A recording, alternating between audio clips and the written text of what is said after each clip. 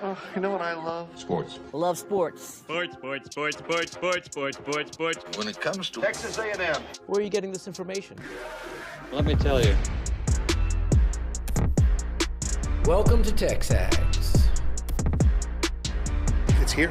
It's time. There's always a buzz in the air when you hit this moment. He is a guy that has gotten better and better and better. He's just got that dog in him. We will develop men. We will graduate players, and we will win championships on the field. I think of him as this hawk. Before long, he's going to be swooping in on those quarterbacks. And they embody what the school is about. It's about getting into hard situations and getting ourselves out. It's about working hard. It's about doing amazing things.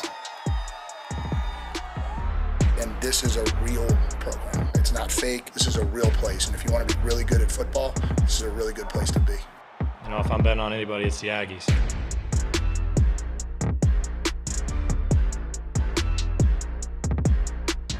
So I had a direction I wanted to take this show, and we'll probably go that direction here in a minute. We heard from Marcel yesterday and Anto Saka, social media superstar. Callie Gardner, shout out to her ability to put stuff on social and make it look cool. But we're going to start off the show with something we have kind of joked about over the years, OB. Okay. You know where I'm going with this, right? I have no idea. You know, when I start talking about it. We always talk about, hey, that'd be a great T-shirt idea. Yeah. That'd be a great T-shirt idea. Well, then one of our loyal listeners, and his name was Michael Yeary. I have not read your letter yet. I'm going to read it. Got us a couple shirts. And I'm going to have to put this on at some point today. LKO. Yeah. Elko. I like and that started on a post-game show. I forget which one.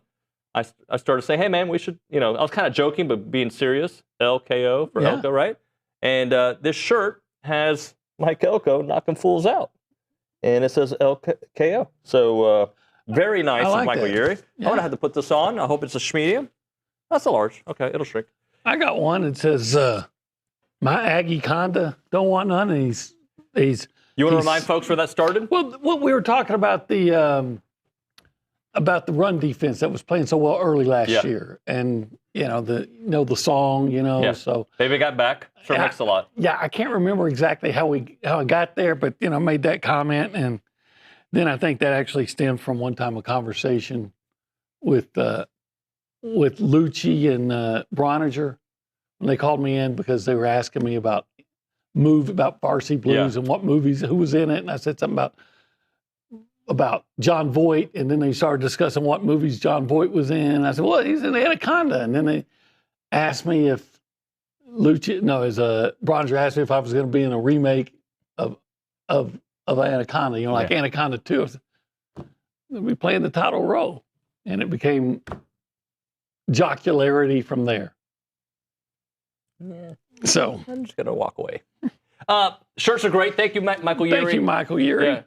First name, last name, that's how we roll here. I'll probably put it on during the show at some point. So this might be even too big for me. I could see the wife sleeping in this. Bro, you could gun it up. Come on, I've seen you do the gun show. Gunning it up. So, speaking of guns. Yeah. Anto Saka's got some guns. Man, that's a big dude. Big. He looks ferocious and also very smart at the same time. Like a smart, you know what? Bruce Banner. Got a little Bruce Banner to him. Okay. He's smart, but also has got a mean side. Yeah, don't make him angry. No, we wanted to make him angry because we'll like him when he's angry. Yeah, I'll like him on the field when he's angry. Yeah, that's what I mean. Not too angry. Like Cassius Howe angry, barking.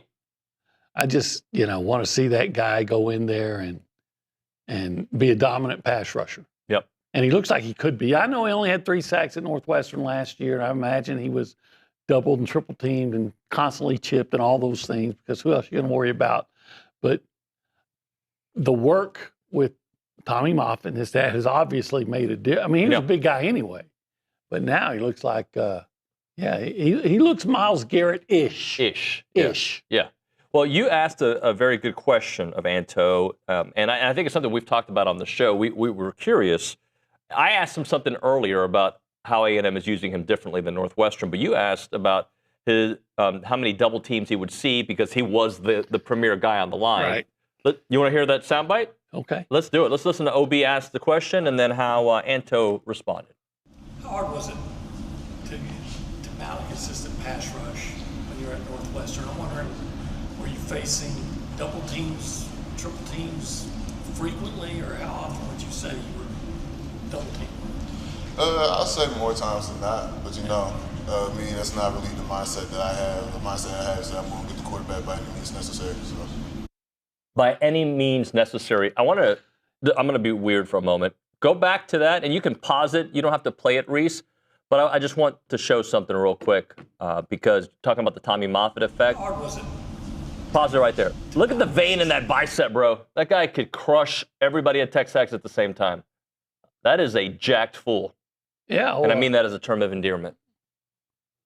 I don't think crushing everybody at TexAgs is that big a deal. Oh, yeah, good point. Unless you're throwing in Hunter Goodwin. He's crushing everybody he faces on the football field. How about that? Let's do that. Yeah, let's do that. Let's do that. But by any means necessary, OB. He doesn't care, double, triple team. He's got to find a way to get to the quarterback. That's his mindset.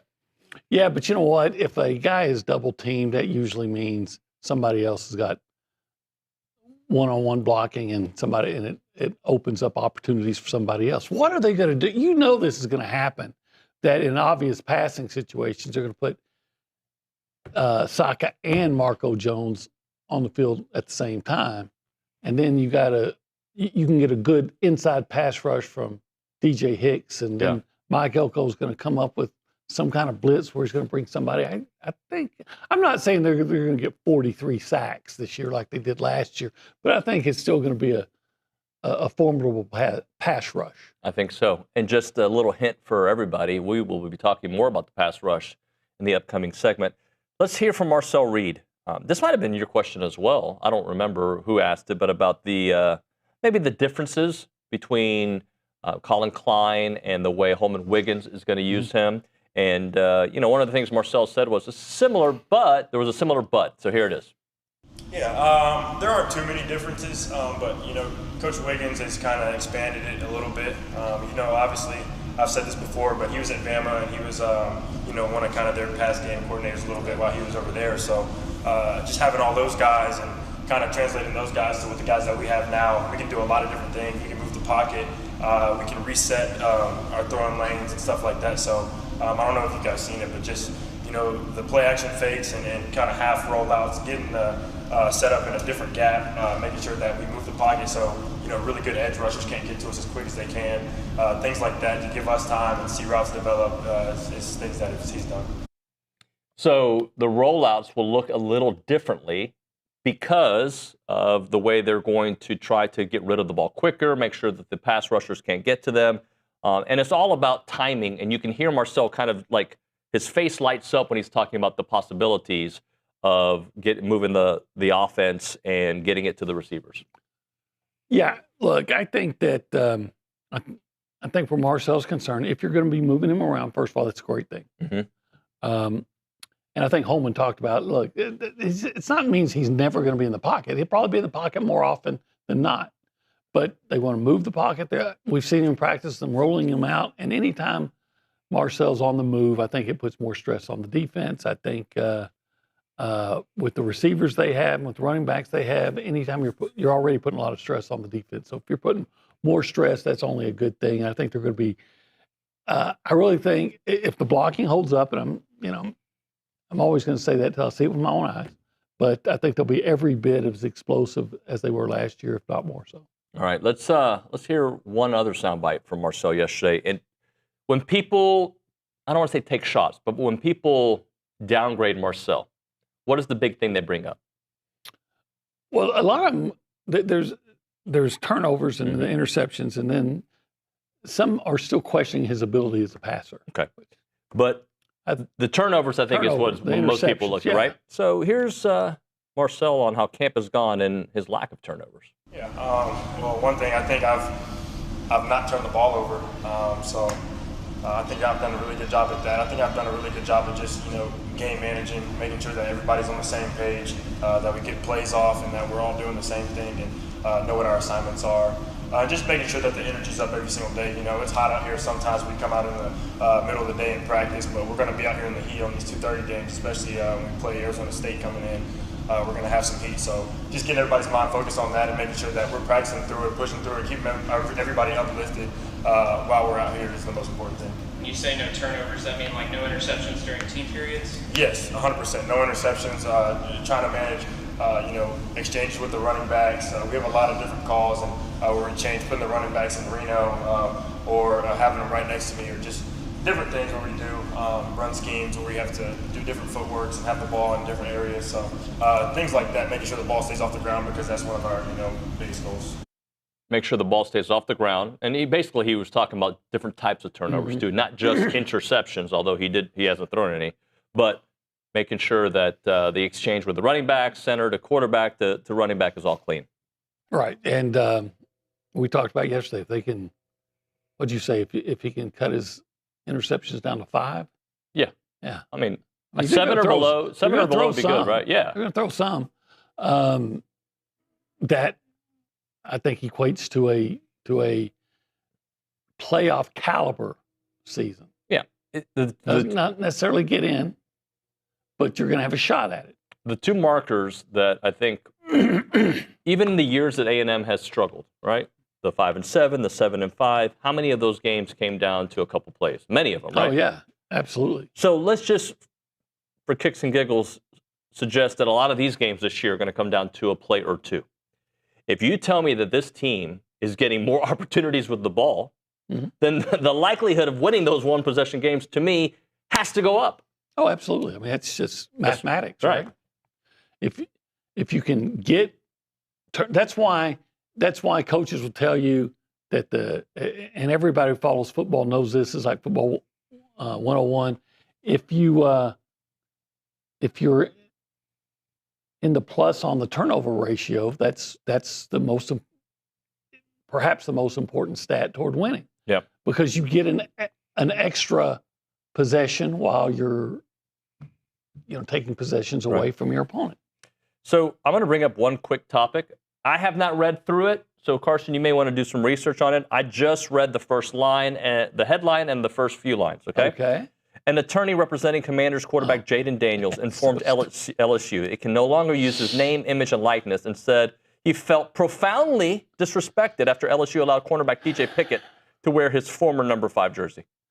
Get your ego in check. I thought I liked Jaden Daniels until I read that. First of all, in college sports now, there's so many, it's college football, there's so many players that 2 guys will wear the same number, offense and defense, right? Like number 10 here. Who wears 10 on offense? Marcel Reed. Who wears 10 on defense? Remind me. Marco Jones. Oh, Marco Jones. There you go. So, that's an example. So you're running out of and over time, this is not like the NFL where they're retiring jerseys all the time. And even the NFL it's rare. Yeah. What they do is now, and this makes sense, is you retire not the number, you retire the jersey, or you put them up in a Ring of Honor type of situation, and it says, 5 Daniels, and you should feel good with that. But yeah, they told him, hey, we're going to retire your number. And I guess sort of the deal is they also retired Joe Burrow's number. Mm-hmm. The difference is 2 differences. Joe Burrow, they won a national championship. Perfect season, basically. Okay. And then the other difference is a 5-star recruit who became a freshman All-American, talked about the cornerback, Stingley, didn't ask to wear number 5. And they said, yeah, we'll give you number 5. Yeah. So if you'll come here. And then they didn't. And Lane Kiffin said, well, they promised the kid number 5, so I'm going to give him number 5. I would think, all right, I got to say something nice about Texas here, right? So Tommy Nobis was number 60 at Texas, one of their greatest players ever. And they offered to retire his number. And he said, no, that number needs to be out there playing. Should nobody, think of all the guys who have worn 44 at Texas A&M. Yeah. So it's not just John David Crow. Did Corey Ott wear 44? I know there's been big time players. So honor the number. Honor the jersey, but don't retire the number. I think it's very rare that, or depending on the circumstance and the level of eliteness that your career had, that a number should be retired. We're talking national championship, We're talking, 3 Heisman trophies or 2 Heisman trophies, like things that don't happen often. Right. Michael Jordan at 23, I understand, right? Yeah. I get it. Earl Campbell, 34 at the Oilers, I think it was retired, right? Or am I making that up? I might be making that up. But the Oilers were retired. Yeah, they were retired. There are certain numbers So no one's gonna wear that. Akeem, 34 for sure, Okay. retired, right? Like there are certain numbers that I understand. Like but Jaden Daniels is not the first person I think of it when I think of LSU. Yeah, like if New England wants to retire Tom Brady, I get it. I get it. Yeah. But you got to be so elite that it's like a no. Oh yeah, retire that number. Or there's a story behind the retirement. Right. Didn't they retire Pat Tillman's number? Yeah, I think so. so. So if there's a story behind it. Well, like at Ole Miss, they had a player named Chucky Mullins that died in a game. Or he didn't die in a game. He was paralyzed in a game, and he was very popular. And then what they do at Ole Miss was every year somebody gets to wear his number. Yeah. And it's a big honor. It's a big honor. So it should be an honor. Maybe, he should be looking at it like it's an honor to wear number 5 because Jaden Daniels wore it. Yeah. Get your ego in check where you're going to send a cease and desist letter, and I'm not going to have anything to do with LSU ever again because they let somebody else wear my number. Well, but I don't know this, but I'm betting that if somebody shows up with number 9 at LSU, Burrow's probably not going to care. Yeah. Yeah. You think Tebow cares if anybody wears 15 at Florida? I don't think so. I don't think so. No, I don't. Now to me, I'd be pissed if I was Tim Tebow. Look, if you're going to give out my number, one thing, but give it to somebody who can play. Yeah. And at the end of the day, I think this is a byproduct of the transfer portal era, the mercenary era, right? There's not really the allegiance for a lot of these kids to the school that they played at and had their highest moments. Now, I'm not saying that's the case for everybody who transfers. I'm not saying that at all. Because, there are certain people that went to A&M and they are Aggies, right? Like, I'm not saying that. But I do think when now he spent 2 seasons at LSU, which is long enough. But when you are spread between 2-3 schools, I can understand, I have no allegiance to LSU. I just played there for a little bit. Then why do you care if LSU plays? Exactly. Guys have worn number 2 here since 2014 and beyond. In fact, I remember talking to Gabe Bach, and he was saying, they should retire it and all this. I said, well, what if at the time, 5-star recruit that didn't pan out, but what if Speedy Noel says, yeah, I'll come to A&M, but I want number 2. Only if I can wear number 2. He said, well, then I give number 2. And there's a lot of guys that have worn 2 since. This is TexAgs Live. We are presented by David Gardner's Jewelers. We are in the Rollo Insurance Studio. This is the Go Hour presented by the Warehouse at CC Creations. Over there, that section, we call it the Holistic Planning Cool Zone. Thank you, OB. Yeah. If you want to be a part of the conversation, there are a couple ways to do it. One way is to do what? Well, you can call us on the Buppy's Catering and Bartending Hotline. That number is 979-693-1150. You can text that number, but we changed the name. Yes, what do we call it now? Becomes the Catalyst Pure Performance Energy PPE text line. 979-693-1150. Let's go around the room. Let's go left to right. Let's go behind the glass through the television. We say hi to Reese Nygren. Nygren, 2 days in a row. I know, back to back. This is interesting. Hasn't happened in a while. I don't know if it's interesting. It's just a thing. Okay. So Joe Burrow's number actually isn't officially retired by LSU, but it has been kept off limits since he left the university. So not officially retired, but definitely hasn't been used since he's been there. Semi-retired, right? Yeah. Still works at Costco as a greeter. Do you consider that retired?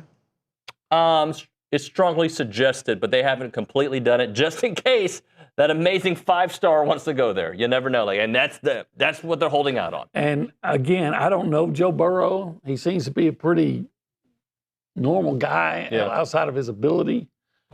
I kind of suspect that if somebody wants to wear that number, he's not gonna be bent out of shape about it. And B Glow says yes, Quentin wore number 44. So Q'd was number 44.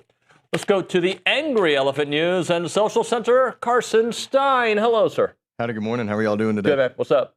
I did some more research into the whole Jaden Daniels thing, and Lane Kiffin saying DJ Pickett, the guy who they gave number 5 to, that was the situation that was promised to him in recruiting here for him to sign here. And then Lane goes on to say, I'm not going to judge something that was done when I wasn't here, kind of implying that this whole situation is more on Brian Kelly than it is on him and his watch. The thing that doesn't make that I'm curious about, though, is, but who was the coach that got in here? Who made that promise? Well, Brian Kelly's the one who recruited him. Exactly. Yeah. But here, I see nothing wrong by LSU at all. No, I don't think LSU's in the wrong. I mean, they usually are. But not in this particular situation. This case. particular situation. Sorry, Matt. And look, there might be a backstory that it was like, hey, we'll never give. I don't know. I don't know the backstory, but I would just have a hard time like saying it out loud. Hey, man, I can't believe you let DJ Pickett have my number. How dare you? Never use my image again. I mean, again, aside from 12 and maybe 44, I would think 2 would be, if A&M was going to retire a number, it'd be 2. Because Johnny Manziel, he won the Heisman, all the things that he did. And A&M has 2 guys wearing 2 this year. Yeah. Hey, OB, if we were to do, we'll check back in with you a little bit. Both of them good players, by the way. Steiniak. If we were to retire numbers, but foods at 1775, what's the retirement? Maybe that should be the number retired, 1775. Yeah. You can't retire them because I still want to go. And it's Thursday. But it lives forever, OB. Yeah. I wouldn't retire any of what I do is I'd honor them. I'd honor that succulent brisket. How would you honor it? I would put its picture up on the wall. Okay. Like a restaurant. Like they can have a ring of honor. Yeah. So a ring of food. A ring of food. Huh.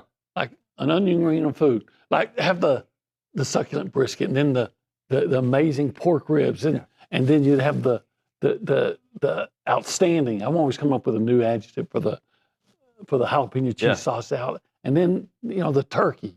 You put turkey in a different room. I saw that. No. I saw you point it to the corner. Turkey. You were like, you go to the corner. I'm putting it closer to you. Oh, okay. Thank you.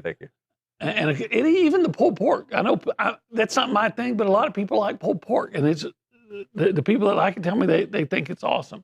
And then go ahead. Queso mac and cheese. So let's say the queso mac and cheese had an acceptance speech for having its food retired. Right? What would it say? Sorry. I want to thank TexAgs for making me a legend. I want to thank Brad and Brandon. Brad. No, they're not the ones that decides. Belinda. I want to thank Belinda for making me so good, and I'm just telling everybody out there to come to Texas to 1770 and eat me. That's what the queso mac and cheese would say. I'm glad you made sure you said that. It's 1775txppq.com. The website, the phone number is 979-492-6241. It's 1775. It's good.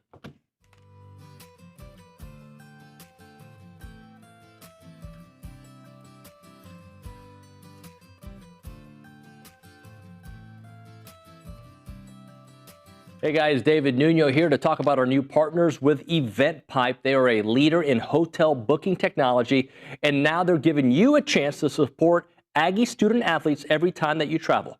Thanks to their partnership with United and EventPipe, whether you're heading into a game, a business trip, or family vacation, every room that you book comes with cash back in the pockets of Aggie athletes. That's a wonderful deal. And with EventPipe, you'll get discounted hotel rates up to 20% lower than the major travel sites, while enjoying a fast, easy booking process. They've even created Presto, EventPipe's quick launch booking solution. It lets organizations build branded hotel sites powered by live hotel inventory, making it simple to book the perfect stay. So next time you want to book a trip, do it the smart way with EventPipe and support Texas Aggies NIL through United.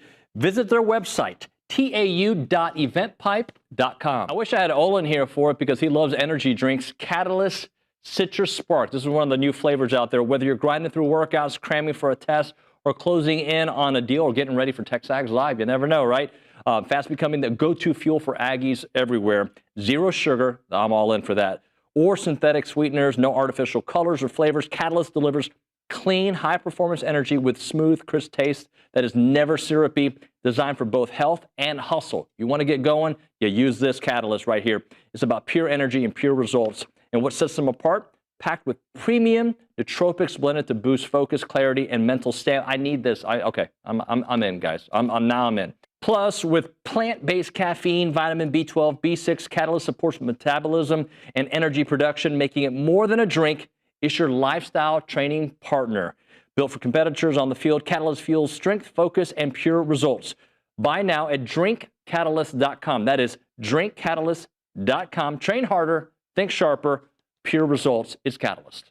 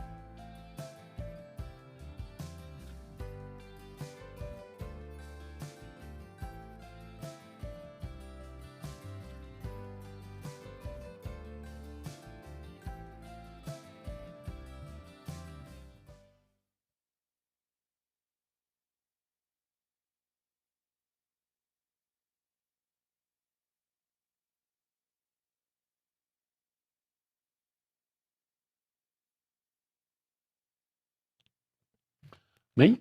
Oh, because Oh, it's TexAgs Live. We're presented by David Gardner's Jewelers, Rollo Insurance Studio. So a couple text messages coming in, but we got to do 25 and 25. Let's go to Carson Stein because I cut him off because we spoke so long about the Jaden Daniels situation. Steiniak at the Angry Elephant News and Social Center. What do you got? I just want to get into one thing or two. Devon Achane coming in at number 26 of the NFL Top 100 Players list. They're going to use him. Always said he was a first-round talent. I'm still upset that my Cowboys didn't take him. He's the only Aggie to make the list so far. I think we're going to be seeing another one, maybe even think at that number Garrett 1. guy might show up. Maybe. Top 3, maybe? You think? Maybe Who? 1? The Garrett guy? Maybe top 3, 1? Yeah, I would definitely top 10. Yeah. I think he has a very strong argument for number 1 this year after breaking the NFL sack record. Yeah. Yeah. One other thing I wanted to get into real quick before we go into 25 and 25 is Aggie soccer. Coach Bobby Shuttleworth won his first game as a head coach last night against Rice with a score of 2-1. Yeah, I wasn't there. I watched a little bit on TV. I know that Richard and Kayla were there and Danny. Apparently they got off to a good start. Second half started a little poorly, and then it was a Trinity Buchanan who put the PK through. And Heck yeah. Trinity Buchanan with both goals for the Aggies. Buchanan, the last name Buchanan has some weight around here. Your fake niece is good, man. Yeah. Maybe she's not fake. Maybe I don't even know. I think she spells it differently. Am I right? I don't think so. Okay. Well, then it doesn't matter. I think it's the same. Okay. There's only so many ways you can spell it. Anyway, let's do 25 and 25. Let's do it. 25 and 25, presented by Paragon Financial Advisors, an Aggie-owned independent fee-only fiduciary firm serving families and business owners nationwide. Visit paragon-adv.com. Number 12 on the list is another pass rusher. His name is? Marco Jones. Marco. Polo. No, Jones. Joneso. This dude, I mean, he was already big when he got here. Yeah. He looks mammoth. Yeah, he's a what was coming in around 6'5", about 260 now. Yeah. Yeah. And again, another guy, as you would expect, very athletic-looking guy that can run. Even though he's big, he can run. He had 2.5 sacks last year in a again small sample size. You're not going to. How often are you going to take Cassius Howell? You're not going to take him off the field, right? Yeah. And so when he got in, he was productive. He had 2.5 sacks. Yeah. Now, remember, Cassius Howell only had 4 sacks the year prior. Yeah. Before his breakout year last year. And he made some hay towards the end of the season. Mm-hmm. Remember? I remember him having I don't want to start talking about him because we're talking about Marco, but I think Marco could be. It would be unfair to Marco to say, I think he's going to step in and be Cassius Howell. Just do what Cassius Howell did. That maybe, let's hope, but it'd be unfair to put that kind of expectation on the guy right away, right? Yeah. So But I do think he can come in and be a guy that can give you a strong pass rush along with Antosaka, and I've said before, maybe nobody gets 11 and a half sacks, but maybe he and Marco Jones and Antosaka combined for 14. Right. And I don't think saying, hey, this kid could get 7 sacks is out of the question, especially when he got 2.5 in a reduced role in a very minor role last year. Yeah, I'm just looking at some of these numbers. He's growing up too. Growing up, he's very athletic, as he showed in the baseball thing. Yep. Softball. I'm reading here online. Bench went from 385 to 425. So all these metrics, he's gotten bigger. He's 6'5", 260, right? Is that what you said? About 315 to 350 on the power clean. Squat went to 485. Like, everything is significantly stronger. And this isn't a couple of months, guys. This is not like this is what he did this offseason with Tommy Moffitt and company. And now he's probably your guy, right? Like, you're probably going to have him. I'm assuming I don't know how they'll do it, but I would assume he's playing, if not the starter, getting starter looks. Yeah, getting starter looks. Again, I don't know. He's a sophomore. Oh, by the way, he's listed at 261. So, 261. Yeah, so we missed it by one. Yeah, you can see the vast potential there, and now it's just a matter of turning the potential into production. But he's produced, like we said previously, in his small row. He's produced. So in a larger row, we expect more production. Yeah, and also, I'll just say this: do you think A&M developed Cassius Howell a little bit? I mean, he came in with a lot of ability, but Cassius tells you they did. Okay. So then that means if you believe in the process that A&M does with defensive linemen, and this is over coaches and time, but this era of A&M, and I'm going back to when Elko was a defensive coordinator, right? They have churned out a lot of dudes at that position, and they all have developed under their watch. So if you believe that, Marco Joneso if he doubled his sack number, got you 5, which I'd like to see more, but if he got, it would be a really good year. That's what Nick Scorton got you in the 1 year here. No, I'm expecting. I would set the under over at 6. That's 1 every other game, and I think he'll have a. I wouldn't be surprised if he exceeds that, but yeah, that'd be a fair goal to set for him. Yep. I forget who I was talking. Maybe it was John Harris yesterday. We were talking about the turnovers, and this. I'm going to equate it back to Marco here in a second, but he was like, the 3 turnovers that or interceptions that A&M got last year. He goes, you can get that in a game. Yeah, right. Right. 3 sacks. Would it surprise you if Marco or you can get those on 3 consecutive plays? We've seen it happen here. We've seen it happen in the last year. We've seen it happen. So my point is. And I think sometimes sack artists, and I remember this with J.J. Watt. I remember the year that he got 21 and a half. There was a stretch where he wasn't getting sacks. And then he got like 3. Then he got like 3. And then they came in bunches. And I think sometimes I call him a sack artist. They come in bunches. So don't be surprised if there's that game where Marco gets 2.5 sacks in a game. We'll be surprised at all. Who do you think is the best? But understand this. Who do you think was the best sack guy in NFL history? Probably Reggie White. Oh, probably. Numbers might say, Myles Garrett. Myles Garrett, yeah. He had 8 sacks in his first year. Now, he was a freshman, right? Yeah. I get that. But he had 8. It's not like he went out there and had 15. And now Marco's a sophomore, but it's going to be his first year as a full-time starter. So the point is, it's unfair to put too much expectation on a guy when he's a first-year starter. But I do think that between he and Antosaka, A&M will cover that number that they lost from losing Cassius Howell. So I'm just looking at the all-time sack leaders just for conversation's sake. And just because you have the most of all time does not make you the best at getting after the quarterback. Longevity plays a big role in it. But, I mean, you're going to be in the mix, right? Bruce Smith at 200. Oh, 200, Bruce Smith. Reggie White, 198. Okay. Deacon Jones, 173. Kevin Green, 160. Julius Peppers, 159.5. And where's Miles? Let's see where Miles is. I see Von Miller at 13. I know Miles is on his way. I don't see him on this little snapshot. I would think that if you put in divided numbers of And yeah, by numbers of games. Oh yeah, he's on the path. Yeah, no doubt about it. How many all-time sacks does Miles have? I know he's already passed like a point in where if he just does this over the next 6 years, continues at 10 sacks plus a year, he'll be there. You have that number? Give me 1 second. I'm oh my pulling it up. gosh. Sometimes, buddy, I tell you, MilesGarrett.com. I'm googling it. Right now he has 125. 125.5. Yeah. And he's only been. He's played. So 125. I think this is year 10 and a half. Oh, that puts him at 29th. Okay, so he's already 29th, and he still has. And he's done it in 8 seasons. Yeah, 8 seasons. Anyway, we should hit a break because Stephen McGee's coming up. It's TexAgs Live. Right now, we're talking about Rollo Insurance. Insurance. A lot about sacks. McGee. In a different kind of way. Yeah. Rollo Insurance. If you get sacked a lot and you need some kind of insurance, you call Jason Rollo. He'll take care of you, even if you're getting sacked. But if you need homeowner insurance, or if you need ranch insurance or car insurance, Rollo Insurance is the way to go. They got 60-plus offices in Texas, but their headquarters is here in College Station on Highway 6. The difference is real. You get an independent agent who's going to know your situation, and they're going to take amazing care of you. They take care of me and many folks that work here at TexAgs. Remember, the difference is real. 888-44-ROLLO. That number again, 888-44-ROLLO, or go to rolloinsurance.com/TexAgs. That's rolloinsurance.com/TexAgs.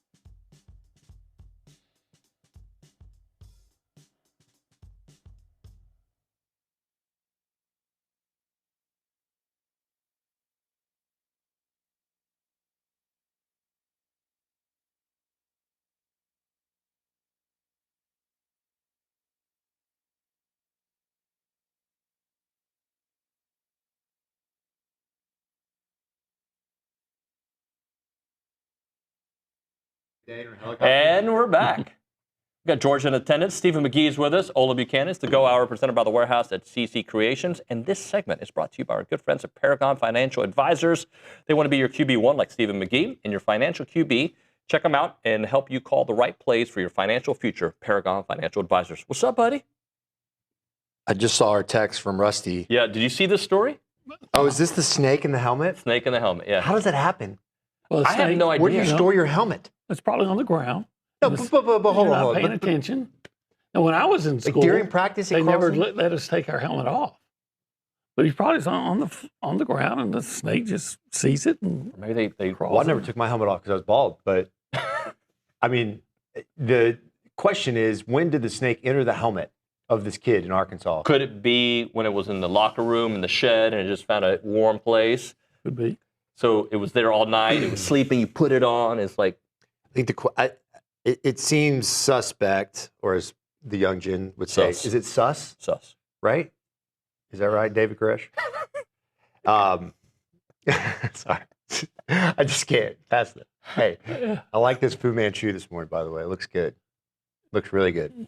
Okay. Can you imagine, though, like of all the snake nightmares, having a cottonmouth in your football helmet? Yeah. And it doesn't bite you. What's up with that?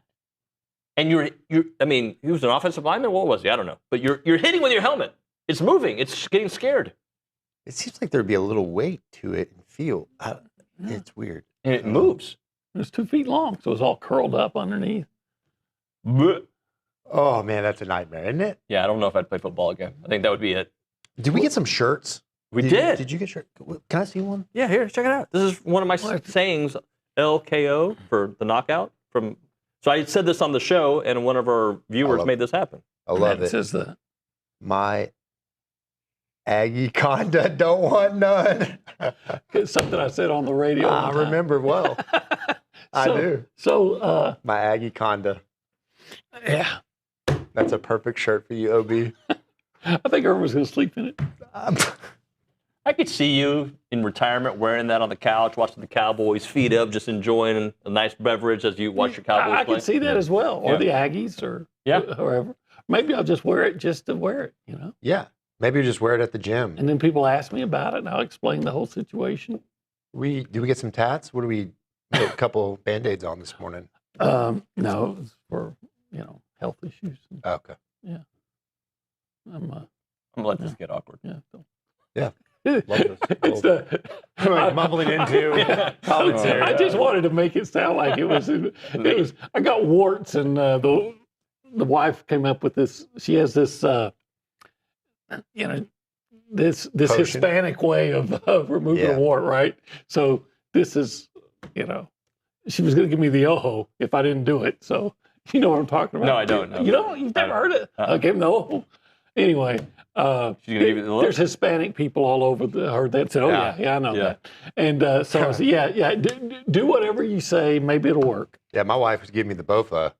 You ever heard of the Bofa? No. Yeah, that one's a bad one, too. What is it? The Bofa? Yeah. Bofa D's? I have no idea. You know Bofa D's? Meanwhile, my daughter just yawned. She's so bored by our commentary. Is there any football in the world today? All right, we're a week into camp. Both of you. Both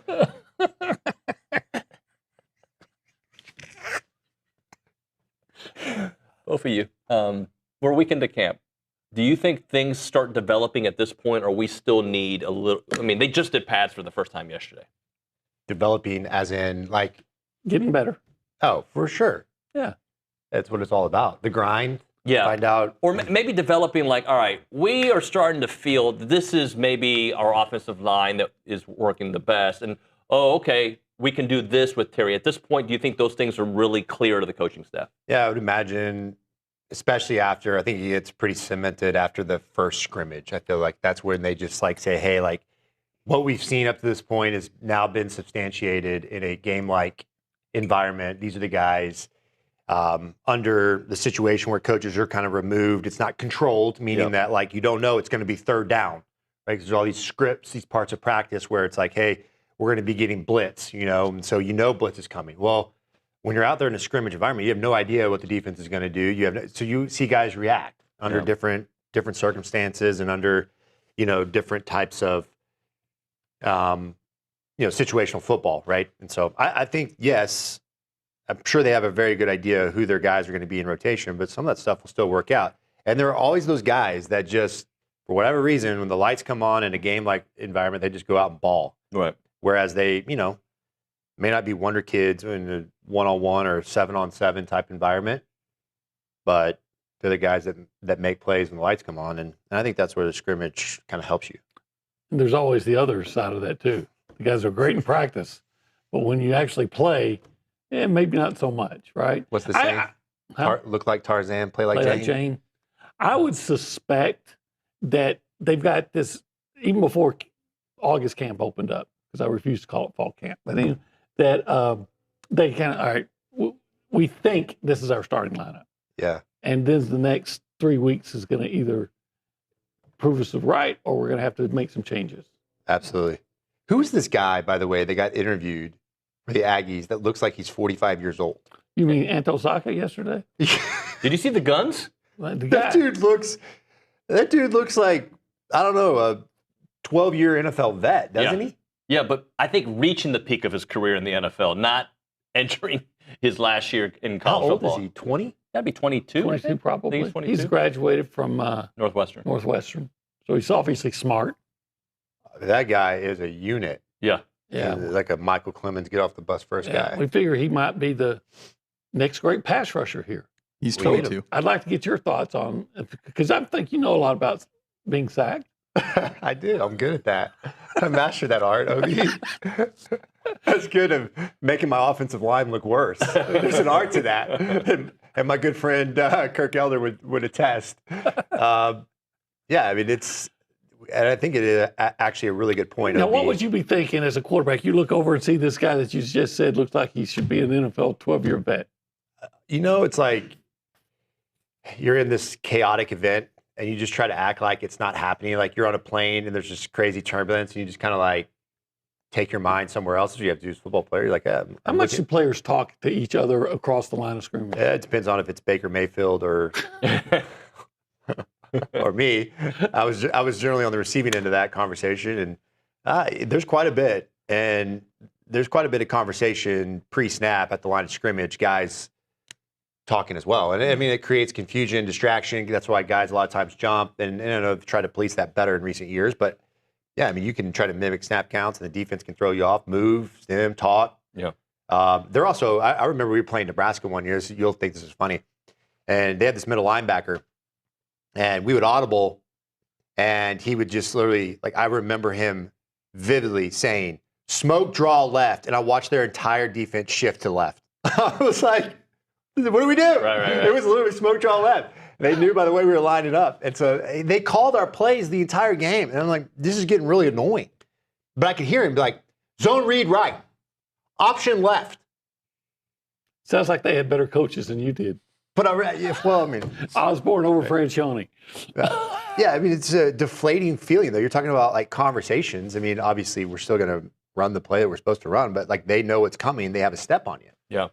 Hey, before we hit a break, because we do need to hit one, Marcel yesterday said he hadn't had any turnovers at camp so far. Look, it's it's a week into it, but just the fact that he's acknowledged that he hasn't had any turnovers, does that mean anything to you? Is he talking to the doubters? Is he just reporting back? Look, nothing that Marcel does in camp will substantiate anything. I think for the next step for Marcel is going to be simply, as my daughter yawns again, it's a simple fact of what kind of Marcel we're going to get in the biggest games against the best teams. That's the only question he has to answer. I got a question for you on the other side on buy, sell, hold. We'll hit a break. We'll come back with more with Stephen McGee. Right now we're talking Caldwell Country Chevrolet. Highway 21 in Caldwell, online at CaldwellCountryChevrolet.com. They're stocking up on new vehicles, and they're ready to deal on all of those vehicles. So if you got a trade-in that you consider taking in, let them take a look at it, because they're trying to pay top dollar for all those trade-ins to make sure that transition for you is exactly how you want to do it. Caldwell Country Chevrolet has got the best customer service. They have an Aggie alumni team ready to roll out the red carpet for you. And when you go there, you're just going to feel like you're part of the family, part of the team. Remember, it's about a 15-minute drive. The edge of Bryant to the beginnings of Caldwell.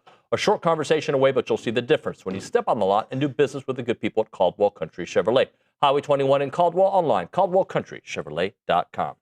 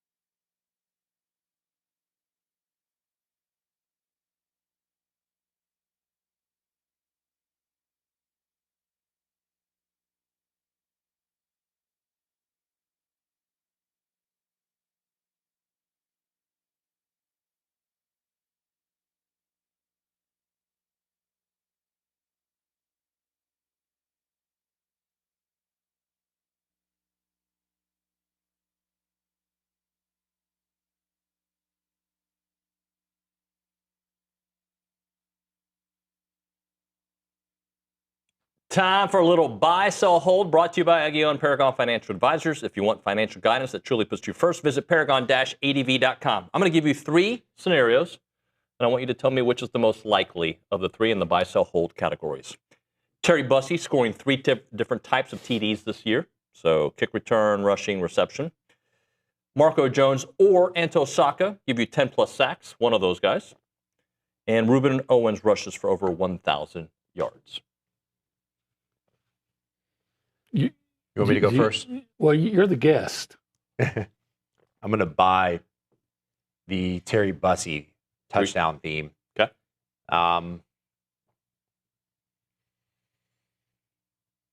Ruben Owens is interesting. 10 sacks is a lot. How many guys have had more than 10 sacks in the history of A&M football? Von Miller, Myles Garrett. Cassius Howell. He had more than 10 last year. Mm-hmm. How many did he have exactly? So I guess, are we saying, essentially, do we believe that these guys are going to be first-round picks type performances? I'm going to tell you, that's probably the most important thing to happen for this football team to be as good as that's the most important position in sports outside the quarterback. I'm going to... Cassius had 11.5 last year.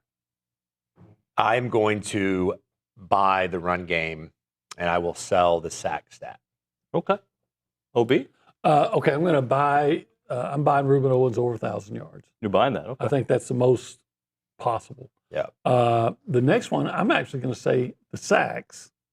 I think you have two guys that are definitely capable, and maybe one of them goes off. And I just think, I don't think you just ever just assume that somebody's going to return a kickoff for a touchdown, and also run for one. And I would say this: I would say A&M in its history probably has more guys that have had 10 sacks or more than have had a touchdown, reception, run, and kickoff return all in the same year.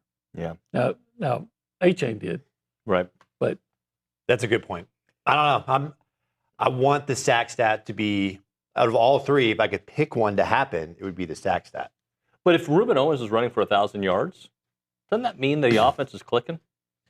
I mean, this is the same offense that Colin Klein ran, and he had how many 1,000-yard rushers in a single season at K-State? I mean, this offense is kind of designed to that. Now, I know we have multiple guys, but this year you're really going to have 2 to 3. Probably 2 guys carrying the majority of the workload. Yep. And so wasn't that little guy that played for the Cowboys, whose dad was part of the scouting at Kansas State? Wasn't he a 1,000-yard guy? I think he was. Got to drop it right there. Gentlemen, thank you very much.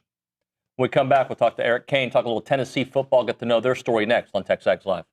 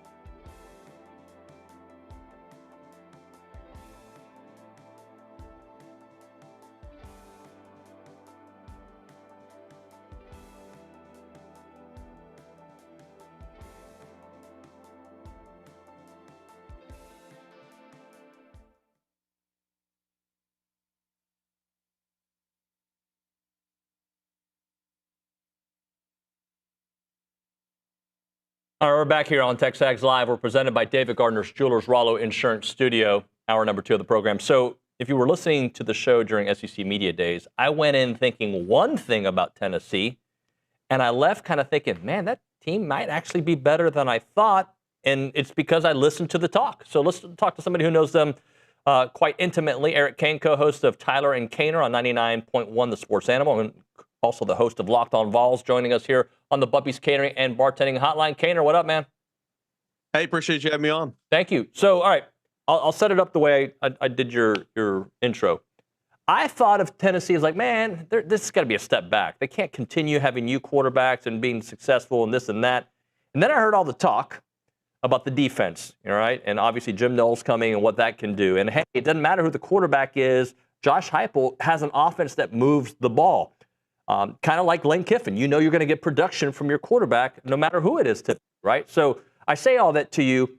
What kind of season should Tennessee have based on what we know so far? Yeah, I mean, I think Tennessee's going to win some games. I think certainly Tennessee's going to win more games than, you know, the national or maybe regional persona was throughout the offseason. Because, again, and it's, you know, I'm guilty of it as anybody. If you go in and you look at a team and you say, well, I don't know who their quarterback's going to be, I got serious questions. Or, you know, a freshman is projected to be their quarterback, or a redshirt freshman who's, you know, played 2 games of mop-up duty last year and just has no experience. Like, you have questions, you have doubts, and I get all that. But when you look at what Tennessee has offensively, 2 receivers come back with over 800 yards receiving last year, a 1,000-yard rusher in the backfield, returning 4 starters on the offensive line. And then defensively, you go out and you remake your secondary in the transfer portal, and you like that. You're one of the deepest linebacker rooms in all the country. Questions about the defensive line, I hear you there. But Jim Knowles also brings players with him from Penn State. He brings coaches with him from Penn State. So that year of, you know, figuring it out, maybe that's accelerated a little bit. So, yeah, I mean, I think Tennessee certainly is capable of winning 9 games this year.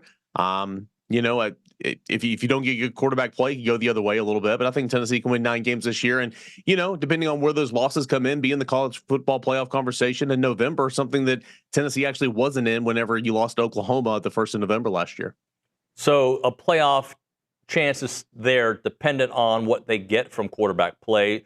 How does the schedule this year compare to last year? Like, is it significantly more difficult? Is it actually a little bit lighter? How would you assess the schedule? Well, if you look at it, it looks a whole lot more daunting, right? I mean, Mississippi State's no longer on that schedule. Florida was down last year. You know, Tennessee handled Florida in the swamp last year. You don't get Georgia, though, which is really weird. Speaking of Florida, you don't get Florida, which is really weird for Tennessee, but you get Texas. You don't get Oklahoma anymore, but you get LSU on that schedule.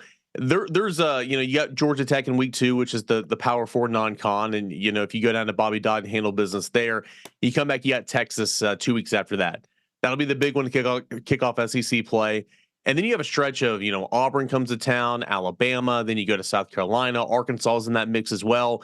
I think if Tennessee can beat Alabama during that stretch and not lose focus going to Columbia, South Carolina the next week before the bye week, Tennessee can really rack up some wins. I don't think Tennessee's going to beat Texas, right? But that stretch there in October leading into November, it's very doable for Tennessee. I mean, there's a scenario where Tennessee could enter the bye week, 1st of November, with a 7-1 record. And then you get to November and you got to go on the road at Texas A&M. That's going to be a challenge, right? At home against LSU, that's going to be a challenge. And then on the road to Vanderbilt. So the month of November is going to be really challenging for Tennessee. But we do live in a world where Tennessee could impress and, you know, win a lot of these games in October and be a contender again entering that month of November. But that month of November is pivotal because there's a couple of really tough challenges for Tennessee on that slate to end the season. What will this season do for the perception of Josh Heupel? And I know he's not on the hot seat or anything like that, obviously, but if he has a 9-win season, what does that mean? If they have a 7-win season, what does that mean for the temperature when it comes to Josh Heupel? Yeah, well, neither one of those records is going to be good enough, as we know here in Knoxville. I think 7 wins, people are going to be irate. I think people are going to be frustrated, and the talk and everything will be much, much more amplified the offseason heading into next year, right? Again, not saying he'd be on the hot seat or anything, but like, you know, demanding improvements and need to get back in the college football playoff or else, right? You know, you get 9 wins, and that's not the expectation here. And you want to be better. You want to be in the playoff, but you sit there and you have a first-year starting quarterback, potentially a true freshman, and you have 9 wins. And You made changes at the defensive coordinator over the offseason. This would be entering year number 2 of a new strength and conditioning coach in Derek Owings, who you're paying over $1 million for. Then you went and poached him from Indiana. So Josh Heupel's made a lot of the necessary changes that fans wanted to see this offseason. So if you turn that around there with a first-year quarterback, a young quarterback, and you go to 9 wins and be in the college football playoff conversation, I do think that's a good positive step. Now, again, it's got to be better the year after that, especially if you keep this team together, if you retain a lot of these players. Tennessee should be a force in that regard in 2027. But neither one of those records are good enough, obviously. But I think if you're 7-5, which in my opinion that would mean your quarterback just doesn't hit, then I think the conversation, I think the emotions here in Knoxville will be ramped up over the offseason, and Josh Heupel will have a lot of pressure entering that next season. Eric, I want to change directions for just a quick second. Ricky Gibson. What's your perception of him? Obviously, he didn't get to play much last year and got hurt in the first game. But maybe his trajectory, what you all thought of him, and what maybe A&M is getting. I like Ricky Gibson. I think he's a really good player. He was played a little bit as a freshman, and then as a sophomore turned into a full-time starter and played every single game. And I thought got better and better as the year went along. And he was playing opposite of Jermon McCoy. And as the year went along and Jermon McCoy became Jermon McCoy, Ricky Gibson started to see more targets and seeing more attention. Kind of like last year at Tennessee with no Jermon McCoy or Ricky Gibson, Colton Hood became Colton Hood. And so freshman Ty Redmond, was second in the country in terms of targets from a cornerback. So, but I thought Ricky Gibson handled that well. I thought if he played well last year, then I thought that he could be a guy that would go to the draft and all that. Of course, that didn't work out. 17 plays into the season, he got hurt, and he was out for the season. So, athletic guy, smart guy, physical corner, and I think that he's certainly a good gift for Texas A&M and a really good corner in this league. All right, let's now turn our attention to the quarterback. So Brandon Faison is who I hear mostly when I read about, but just kind of caddy the situation there with McIntyre and Faison. Yeah, I mean, I think you've got the first scrimmage coming up on Saturday, and then you'll have another scrimmage the following Saturday, and those will be the 2 days where the quarterback battle is won. Right now, it's dead even. Entering spring practice a couple months ago, it was, George McIntyre, the redshirt freshman, had a little bit of a lead, obviously, because he was here and he knew the offense and everything. But you exited spring and Faison, it come along and maybe even pulled ahead a little bit, right? The national narrative all offseason is Faison Brandon, 5-star true freshman. He's going to be Tennessee's quarterback. And then that pressure starts to mount a little bit, right? He's not been bad in fall camp. I'm not saying that he is. George McIntyre's had a good start to fall camp. He's been playing a little bit more loose. He's been connecting on the deep ball a little bit. And so right now it is dead even heading into this first scrimmage this weekend. And hopefully coming out of the weekend, we'll kind of have an idea like, all right, this player outperformed the other one in the scrimmage. So, we know what has to happen in the next scrimmage to see if that player can pull back even or if, the guy with the perceived lead can kind of finish this thing out. So it's dead even right now. George McIntyre has been good to start the fall camp. Not that Faison Brandon has been bad, but again, like when you enter the race as the odds-on favorite now, that kind of changes the way you go about things, right? And I think George has played a little bit more loose and he's taken advantage. But hopefully we'll learn more on Saturday about this quarterback race. It's an old-school quarterback race, man. No transfer portal, 2 blue-chip prospects going at it. And again, as Heupel said in media days, 7 out of the last 9 years, this coaching staff, offensive staff has had a new starting quarterback, and 7 out of the last 9 years, they've been top 10 in the country in offense. So I think whoever that guy's going to be is going to – Josh Heupel's not had a bad quarterback at Tennessee. I'll put it that way. Well, let's talk about the last few years at quarterback, too, in development, because, obviously everybody looks at the Hendon Hooker season, and that was incredible. Joe Milton, kind of talk about how these quarterbacks have grown under Heupel, and maybe we can project that to these two. Yeah, I mean, Joe Milton, I got to be honest with you, man, he was extremely limited, right? Like you couldn't do, especially coming off of, what Hendon Hooker did, and I get that, right? But, I mean, you couldn't do some of the same things. The offense didn't run the same way it did with Hendon. And you look at Joe Milton's starting season in 2023, he had 28 total touchdowns. I think he had like 2,900 yards or whatever it was. I mean, he put together a pretty solid season. You go to Nico Iamaleava as a redshirt freshman, and, that was a year where he made a couple big throws to help Tennessee win some games. But Tennessee had a great run game. Tennessee had an elite defense that year. And so when he was still young in his process, being a redshirt freshman, Tennessee didn't ask him to, move mountains. They just asked him to go out there and manage a game, and he did a good job. And again, made throws to beat Oklahoma, made throws to beat Alabama. And then you go into last year with Joey Aguilar and you pick up this guy off the waiver wire. Well, technically it was a trade, I guess, with the UCLA.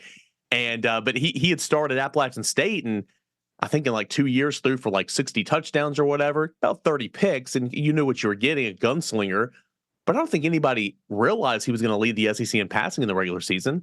I mean, the dude was really, really good for Tennessee, opened up the offense, explosiveness, the vertical threat yet again, where you really didn't have that as a consistent threat the last 2 years since Hendon Hooker was here. So I've been really impressed with what Josh Heupel's done with his quarterbacks. Aguilar's the exception, but none of these quarterbacks turned the football over. Hendon didn't, Joe Milton didn't, Nico did not turn the football over. Joey Aguilar in the month of November had a couple of turnovers that were bad. I think he ended the season with like 9 picks. But you kind of know what you're getting in a quarterback for Josh Heupel. Going to protect the football and going to stretch the field vertically on most cases. And I think both of these quarterbacks, whether it be Faison Brandon or George McIntyre, possess that skill set to have that threat vertically.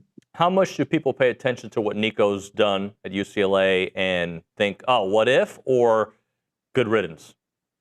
Well, last year it was a lot of hate watching. I think that there was an SEC short that kind of made fun of that. And it was hilarious. You know, everybody's like, oh, what time's that game? Oh, it's 10 o'clock at night, Friday night or whatever. I'm going to be watching it. And, Saturday night coming home from the game, oh, Nico's playing. We got to go watch and see how many picks he throws.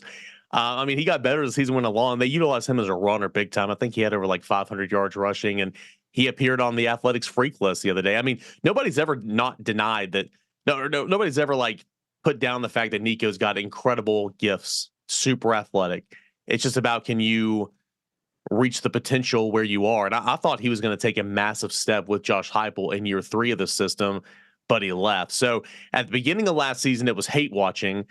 I think that's kind of died down a little bit. I mean, especially when Joey Aguilar comes out there and slings it all over the yard, accounts for 5 total touchdowns against Georgia in week 3. Kind of put a damper, like, okay, we got something good over here. Who cares about that guy that left? Everybody's going to remember him. Everybody's going to hate him pretty much, right? I mean, that's what fanatics do. But it's certainly not to the extent of what it was this time last year, where you were flipping on the channel the first couple weeks of the season just to hate watch Nico and see him turn the football over. Let's talk a little bit about the offensive line. You mentioned that 4 starters are back. Lance Hurd is gone. How comfortable is that group with one change? Yeah, it's going to be a really good group. You got David Sanders, the former 5-star offensive tackle, flipping to the left side. You bring back Wendell Moy, who's played, over 2,200 snaps in his career at left guard. Sam Pendleton, second year in the system, being the center, a transfer from Notre Dame this time last year. He needs to take a step, but he's a returning starter. Jesse Perry as a returning starter on the right side. And then you have Ori Williams. Ori Williams is a guy that played a little bit at LSU. If he can lock down the right tackle job, then that's your 5. If he can't, then they're going to kick Jesse Perry out to right tackle, who played a little bit of right tackle as well last year whenever David Sanders was hurt. And then you bring in another guy in Sham Umarov, who started 7 games for Tennessee at guard last year. So really, you have 4 returning starters and potentially a guy on the bench that started 7 games for Tennessee last year. Again, they feel very confident. They should be able to run the football really well. They should be able to protect the quarterback pretty well. And again, when you're a young quarterback, true freshman, redshirt freshman who has 9 pass attempts, I mean, it's like the old adage, right? It's your quarterback's best friend. That should only help a young quarterback feel that much more at ease. So this has the potential. They got to go out there and do it. There's the potential here in Tennessee right now. This is the best offensive line that Josh Heupel will have so far here on Rocky Top. Let's talk about Jim Knowles, because I think a year ago, had people said Jim Knowles is going to Tennessee, I think it would have been bigger news than it was, just because his first year at Penn State wasn't great. That being said, there's a lot of other circumstances at Penn State. I've also read several times, sometimes it takes a little longer to understand the Jim Knowles defense. So what's the excitement level with year 1 of Jim Knowles? And is there any looking back at what happened at Penn State as maybe a worry, or nah, it's just that's part of the process? Well, I mean, if you look at his numbers year over year, and I tracked him whenever Tennessee signed, got him, and like it took him like 2 years at Oklahoma State to turn just a defense that was like ranked 101st in total defense when he got there, and he turned them into a top 10 unit by year 4. Then you go to Ohio State, and it's 24th ranked defense, 2nd ranked defense, 1st ranked defense. I mean, that's Ohio State, though, right? They got some horses.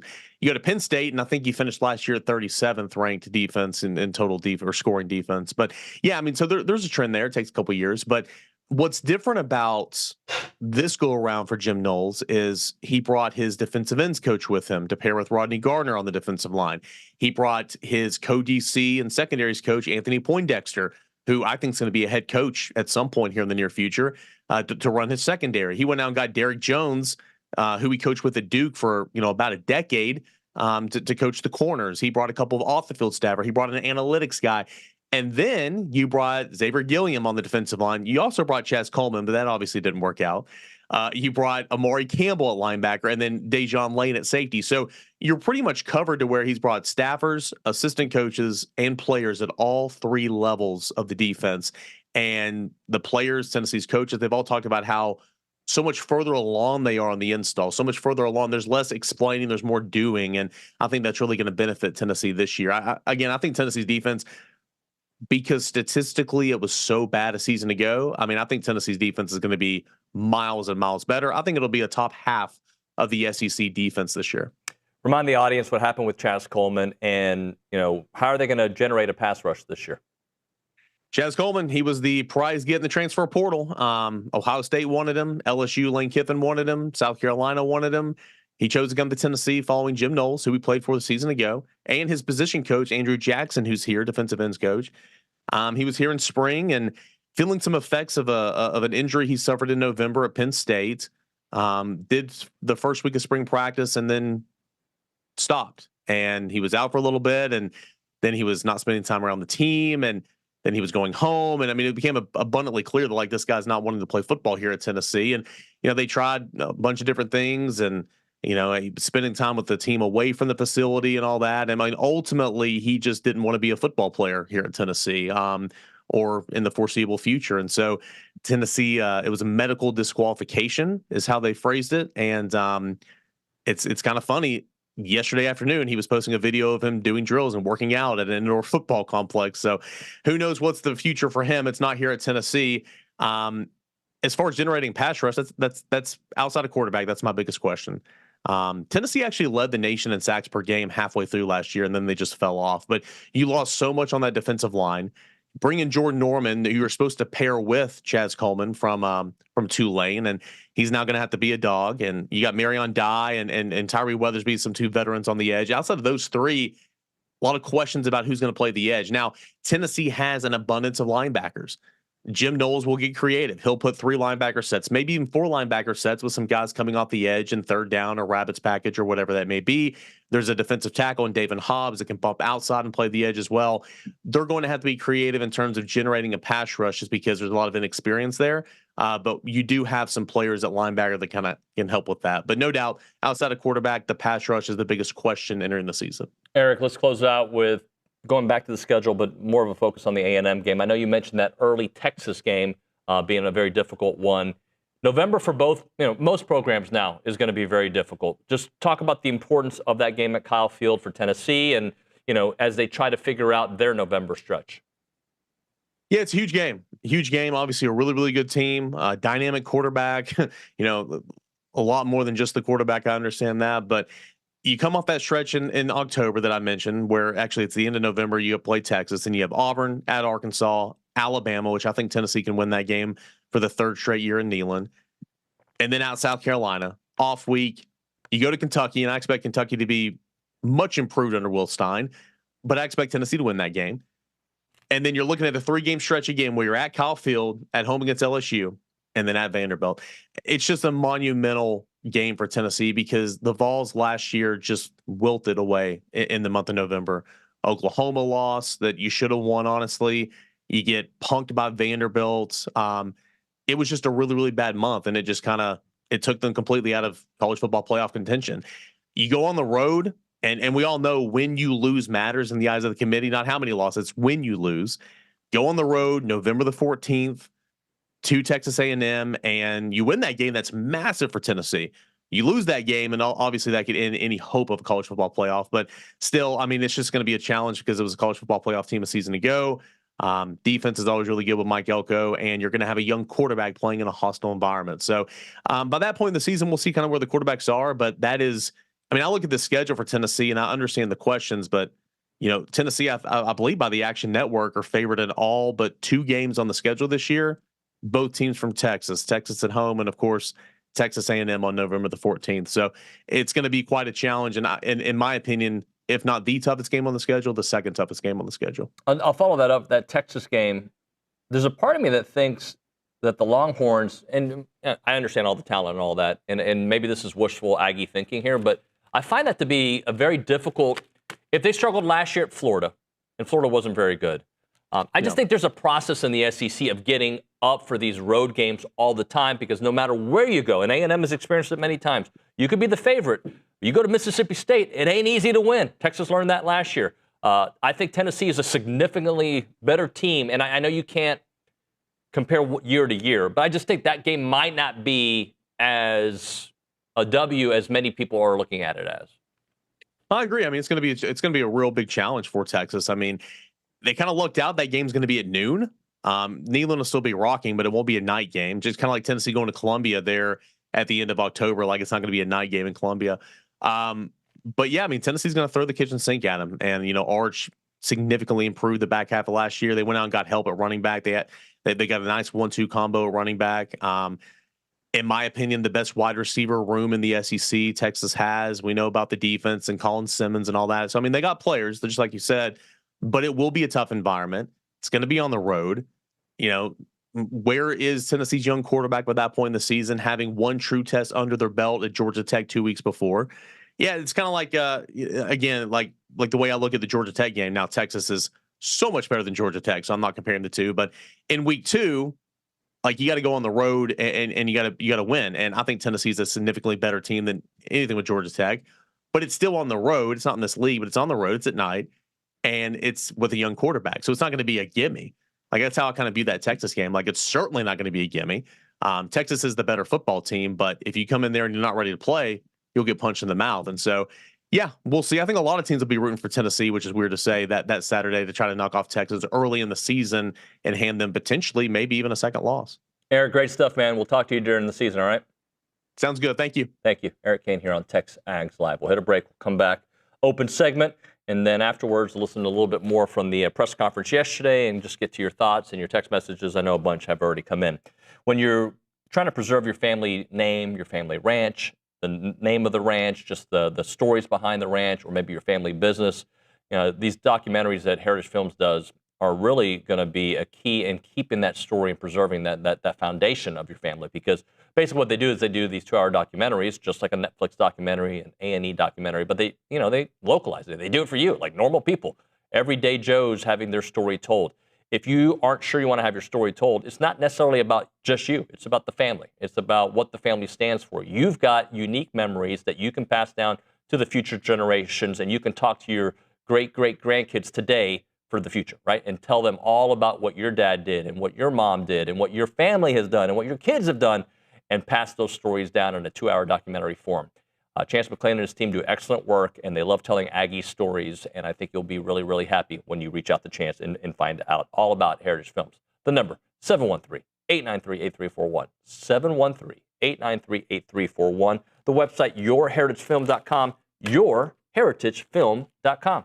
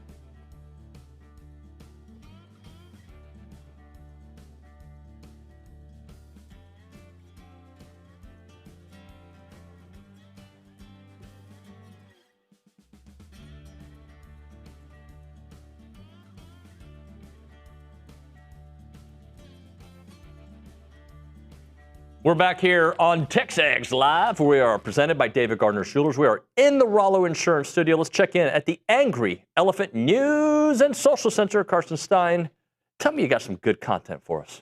I do, but first I want to get into the YouTube chat because after that great interview we had with Eric Cain with Tennessee, their YouTube chat's just nonstop talking about what they expect from Tennessee, talking about basically what he was saying, a strong defense, a weaker offense this year under Heupel.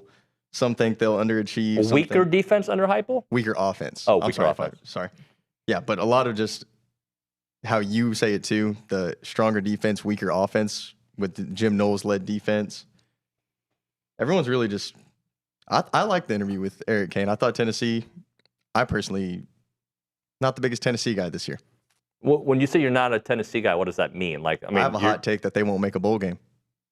So you think they're going to win 5 games? So you've become hot take Carson, because like you have a lot of hot takes. I want to hear some of these takes. So you don't think they're going to win 6 games? I think what's their over under? Isn't it like 7.5 or 8.5? I think they'll win 6, 5 maybe. No, yeah, 6.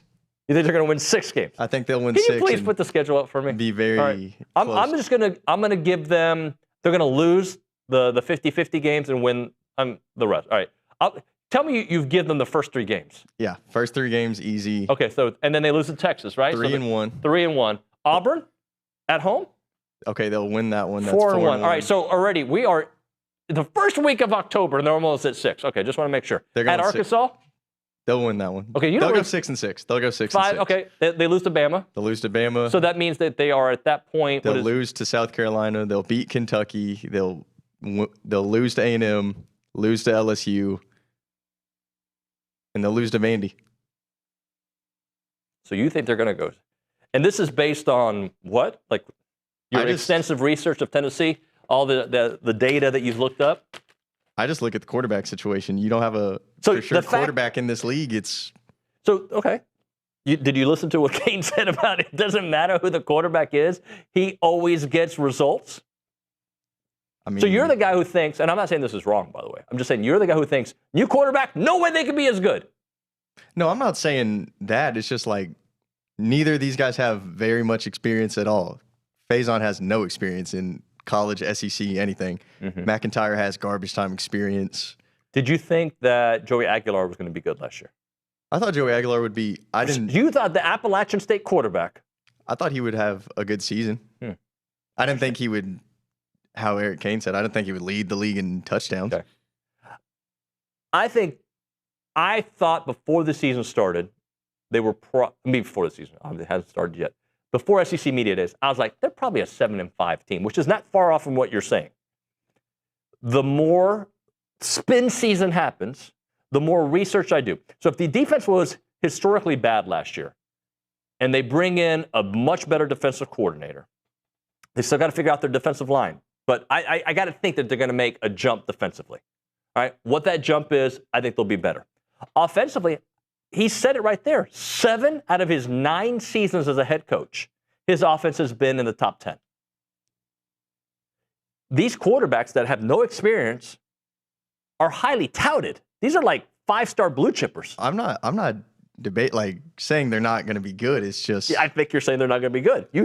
We went from they're not going to make a bowl game to they'll make a bowl game, but they're going to have 6 wins in the first month, but then they won't win another game ever again. That's what you basically said. What other hot takes do you have about the SEC? I'm just curious because I may agree, but I probably won't. Probably Shane Beamer getting fired by the halfway through October. I don't think so. I think they're going to be way better than people think. He may get fired when it's all said and done, but I don't think so. Show me to South Carolina. All right, this is called a schedule show. All right, this should be on the NFL Network or SEC Network. Let's go through the schedules, guys. What happens with South Carolina? So you think midway. So they're going to lose to Alabama on the road. Are they going to lose at Florida? Yes. Just to help your narrative? Yes. Just to help your narrative. Okay. Florida's going to be a sneaky team. And then they're going to lose to Tennessee, right? Yes. So they're going to be at that point, what is that, 4-3? And then they're going to Oklahoma. So 4-4, A&M? They lose that one. They might be 4-5, and he's out the door. And then Arkansas? They'll win that one, 5-5. He's out the door. He's out the door by the latest November. I think they're going to be a 7th. significantly improved team. Now, by significantly improved, that if you win 7 games, that's significantly improved. They won 4 last year, right? So I think they're going to be significantly improved. I think Beamer's a better coach than people think. I think his antics kind of bug me. And there's parts of his antics that are like, oh, he's likable. And there's things that are like, the thing that Olin likes to. So tell me, if they go from 4 wins to, let's say, 6 wins. I don't know if that's enough to keep his job. He's got to get to 7 or 8 to keep his job. I'd say he's probably got to get to 8. 7 won't get it done with Lenoris leaving and Dylan Stewart leaving. That's not going to get it done. No. Any other hot takes? Hot take, Carson. Let me go back onto this just real quick. Speaking of hot seat, I found this. USA Today released their top 11 coaches that are on the hot seat and different kind of levels they're on. So for the scalding hot seat, Shane Beamer's on there. Yep. We have Luke Fickell from Wisconsin. Yeah, he deserves to be on there. And I thought he was going to be really good at Wisconsin. I don't know if you keep up or saw any of his interviews with Big Ten Media Day. I didn't watch a thing. He says he's rightfully deserving to be on the hot seat. They've underperformed. And no I like doubt. when coaches straight up say. I thought that was a really good hire when they got Luke Fickell. I thought they were going to be really good, but yeah. Mike Norvell is on this list. Yeah, he's got to be. I think. How many games have they won the last 2 years combined? I think 7. It's not good. Okay. What else? That. Dave Aranda at Baylor, obviously. I think they're going to be improved. I think Baylor's going to be significantly improved. I don't know. I have family back home in Waco that half of them root for Baylor, and they're ready for this guy to get out. Yeah. They can't wait for this guy to get out. And what else? Mike Loxley at Maryland. I don't know too much about Maryland, if I'm being honest. Bill Belichick at North Carolina. I'm surprised. I'm surprised he's still there based on how it's gone so far. Like, honestly, that is quite surprising. And then they have the It's Warm and Could Get Hot tier. They have Lincoln Riley at USC. I kind of agree with that. I feel like everyone's hyping up USC to make the playoffs this year potentially. I think he's got too much on his contract, and they're going to be better. I'm not saying they're going to be worse, but I think if he's got to go 7-5, probably gets him fired. But if he goes 9-3, he's fine. Yeah, I would say 9-3. Scott Satterfield at Cincinnati. I think this whole Brennan Sorsby saga is kind of giving them a reason to push him out the door. Yeah. Jeff Lebby at Mississippi State. I don't think so. I think it all kind of rides on Kamario Taylor. If they win 2 games, yes, of course. But that's any coach. I think if Mississippi State and Kamario Taylor doesn't have the year that everyone's expecting out there, I could see them pulling the plug on Jeff Lebby. But the thing with Mississippi State is, who are you going to go after? Who's going to want to take that job? I also think and we're so late for a break, so hot take Carson will come back with him in a minute. I also think it depends how many more almost Texas wins, losses he has, because you've got to get some of those done. It's cool when that game was horrendous. I remember being depressed. I was a huge Mississippi State fan that day, and they destroyed me. But I think if you have other games like that where you should win and you don't win, that's going to change the narrative. But if you get a win that you weren't expected to have, I think that can go a long way. All right, we'll hit a break. We'll come back with more. Right now, we're talking Bubba's 33. They're awesome. If you haven't been there recently, you're missing out, especially with the games about to get started here in a couple of weeks. That's a great place to go watch awesome college football, whatever else you want to watch. If you're into just watching the NFL, obviously, if you watch this show, you love football. But they have wall-to-wall TVs. You won't miss a single play. They've got the sound on there. It's great. Aggie football games are always going to be played there. But the food is, like, I'm telling you, like, I'm a wings guy. The wings there are fantastic. The burgers are great. The pizza, I haven't had it yet. They are great as well. On Tuesdays, they have $11.99 pizzas all day. All day, $11.99. So that's the place to go. And if you have the late-night cravings, that's a great place and a great solution for those late-night cravings. Go to Bubba's 33 on Highway 6 here in College Station. It's Bubba's 33.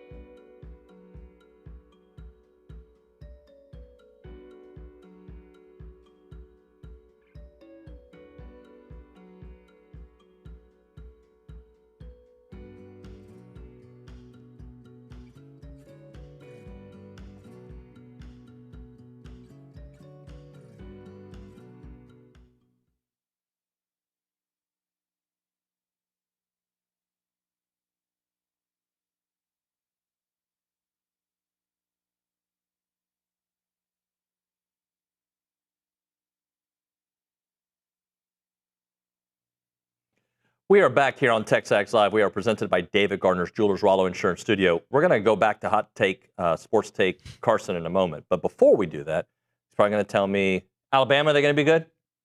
They'll be all right. They'll be okay. Yeah. Because he's, he went from barely make a bowl game, not going to make a bowl game, to they might win 9 games. Talking about Tennessee. But anyway, I know you didn't say that. Let's talk Marcel for a moment. I asked him about the mental side of the game because people always talk about how the game can slow down with experience. And like when the bullets are coming, you can do a little matrix and kind of get yourself out of those shots. So I asked him about that, and then I followed up like, does it feel different? So here's Marcel talking about the mental side of his approach here at his at fall camp. Yeah, the game slowed down a lot. Like I said, just managing the game, making sure that everybody's set, that we get to the ball quick, so I still have time on the clock, game clock, to manage it is, the most important thing. I think like being in the film with Coach Lynch, a lot has helped. Just making sure that I understand what I'm doing, pre-snap checklists and everything like that is also really important. So yeah, everything slowed down. Obviously, it's my 3rd year playing the game, and I kind of understand the ball now. Does it feel different? It feels a lot different. I think that I can process things a lot quicker pre-snap, and it makes post-snap even easier. Nigel, you've heard me say it is, but it isn't, right? That's a Nunoism. Yes, that is one of many. So this isn't necessarily one of many. I'm sure you guys got a list. But when I say the game has slowed down for Marcel mentally, I also recognize that he plays better sped up. And what I mean by sped up, a little bit more tempo. Like when you look at the end of some of those games when they weren't moving the ball at all against Miami, and then they started moving the ball, there was a quicker pace to the offense. There was a quicker pace to his decision-making. He had to make plays, right? Obviously, I know that game ended poorly, but in the Texas game as well, there's a couple of bad turnovers, we know, but they started moving the ball differently for a quarter and a half, not able to move the ball at all. So when I want the game to slow down for my quarterback, I want it to slow down in all the things that are happening, which speeds up the mind, right? So everything else is happening slow, which means you can decide what you want to do at a quicker pace and a quicker tempo. And I think that is one of the most important things that Marcel can do. And I'm going to go back to his bite earlier in the show about I think it was not only Marcel, but 2 days before, Holman Wiggins talked about his lack of turnovers, right? That is a big deal. Now, is that part of a PR kind of, hey, I want to make sure everybody knows I'm not turning the ball over? Maybe. Maybe it is just what it is. He's not turning the ball over. He's making better decisions, right? And the thing about a practice when good things happen and bad things happen, it depends on which perspective you're looking at it. If Marcel is not turning the ball over, what is the opposite? Like, what's the bad side of that? Nothing. No, there is something bad. If he's not turning the ball over? over? It's called the defense. Oh. The defense that we were questioning, like, hey, are they going to force turnovers, right? But I know I've seen them force turnovers, and I know they're catching the ball. So when you're practicing against yourself, hey, we got a sack. Well, what does that say about the offensive line? Hey, we couldn't get a sack. What does that say about the pass rushers, right? Like, there's always both sides to the equation. But if the quarterback is the single most important player on the field, and you also know that Mike Elko is going to figure it out on defense, right? And when I say figure it out, it's not a math problem. He's elite as a defensive mind. So if we get less turnovers from Marcel, and you know that the defense is going to be fine, or better than fine, now it's just about putting it in action and doing it, for me, doing it in November. But if you don't do it in September, it doesn't matter what you do in November. So you better do it in September, you better follow it up in October, and you better finish out strong. All right, you had something for us. Yeah, friend of the program, Phil Steele, released his position group rankings across all of college football. A&M coming in at the highest of number 7 as the DB rankings, and their lowest ranking is the running back room, ranking at number 35. Okay, so DB, he thinks they're the 7th best. 7th best in the country, the whole room. Who's ahead of him? Do you have that? Let me pull that up. I have all the links up here. Yep. Give me who's ahead of him. I'm assuming, I don't know. So they have Notre Dame at 1. Yeah. Oregon at 2. Georgia at 3. Iowa at 4. Miami 5. And Alabama at 6. Okay. I don't mind that. Where does he have the wide receiver room? He's got to be in the top 11. Come on. Give me a top 11. You're just outside. 12? 12. Okay. I think that's pretty good. I mean, Is Texas won or Ohio State won? Let me pull that link up. I believe it's Texas, though. Let me. Just give it to me. That sounds weird me saying Ohio that out loud. State. Ohio State number 1. Ohio State 1, Oregon 2, Miami 3. Wow. Texas at 4. Okay. For the wide receiver rankings. I'm curious why. I don't know their roster that well beyond the obvious 2 names that come up a lot. I wonder how much Wingo's drops last year play a part in that. And the best wide receiver, I believe, in the game is still Jeremiah Smith. Yeah. I know Cam Coleman has got amazing ability, right? But I still think Jeremiah Smith is the biggest game changer in any wide receiver room in the country. Sorry, give me my computer froze.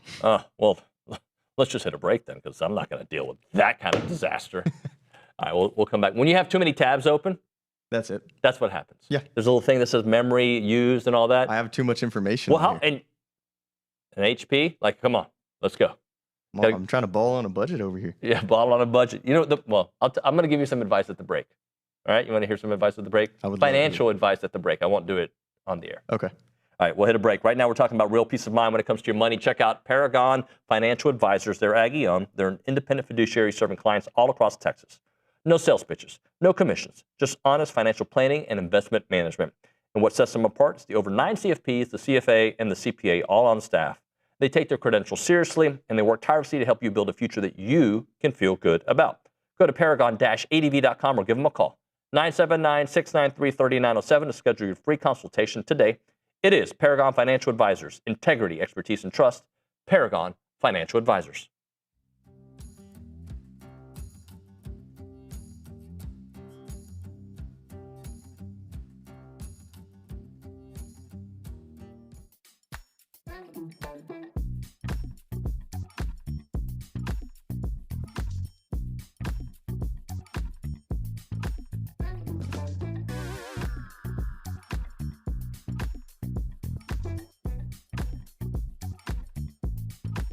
What's up, everybody? I'm here to tell you about Fratello Italian Cafe. If anyone knows anything about Italian food, it's me, Billy Lucci. And Fratello has the best Italian food in BCS. Located at 3901 South Texas Avenue, Fratello is known for their handmade pasta dishes and feature lasagna, beef cannelloni, chicken parmesan, chicken fettuccine alfredo, a couple of my favorites, just a big old bowl of plain old spaghetti and some manicotti. Really recommend the manicotti. That's my go-to. And don't walk out of there without trying the fresh, piping hot breadsticks and the homemade in-house cheesecake, which is incredible. It's great for dining in, catering, gift cards, and even shipping, which they do nationwide. Fratello's is Aggie-owned and operated, and it's an official restaurant partner of Texas A&M Athletics. I'll see you there.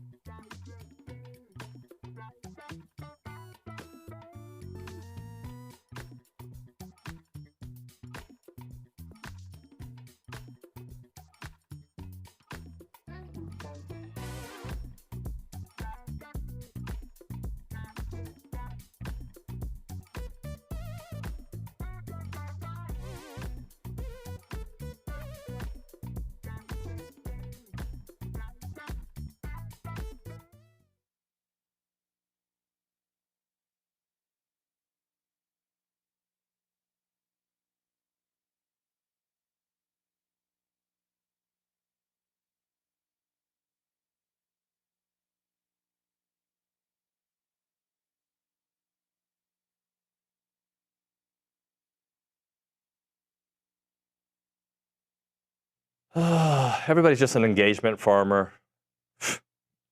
TexAgs Live, presented by David Gardner's Jewelers Rollo Insurance Studio. Let's find out what's popping on TexAgs today. Carson Stein, no hot sports takes. Just give me the info. So on TexAgs today, I'm going to start with some of yesterday's coverage. We have the soccer coverage from Coach Shuttlesworth's first win last night.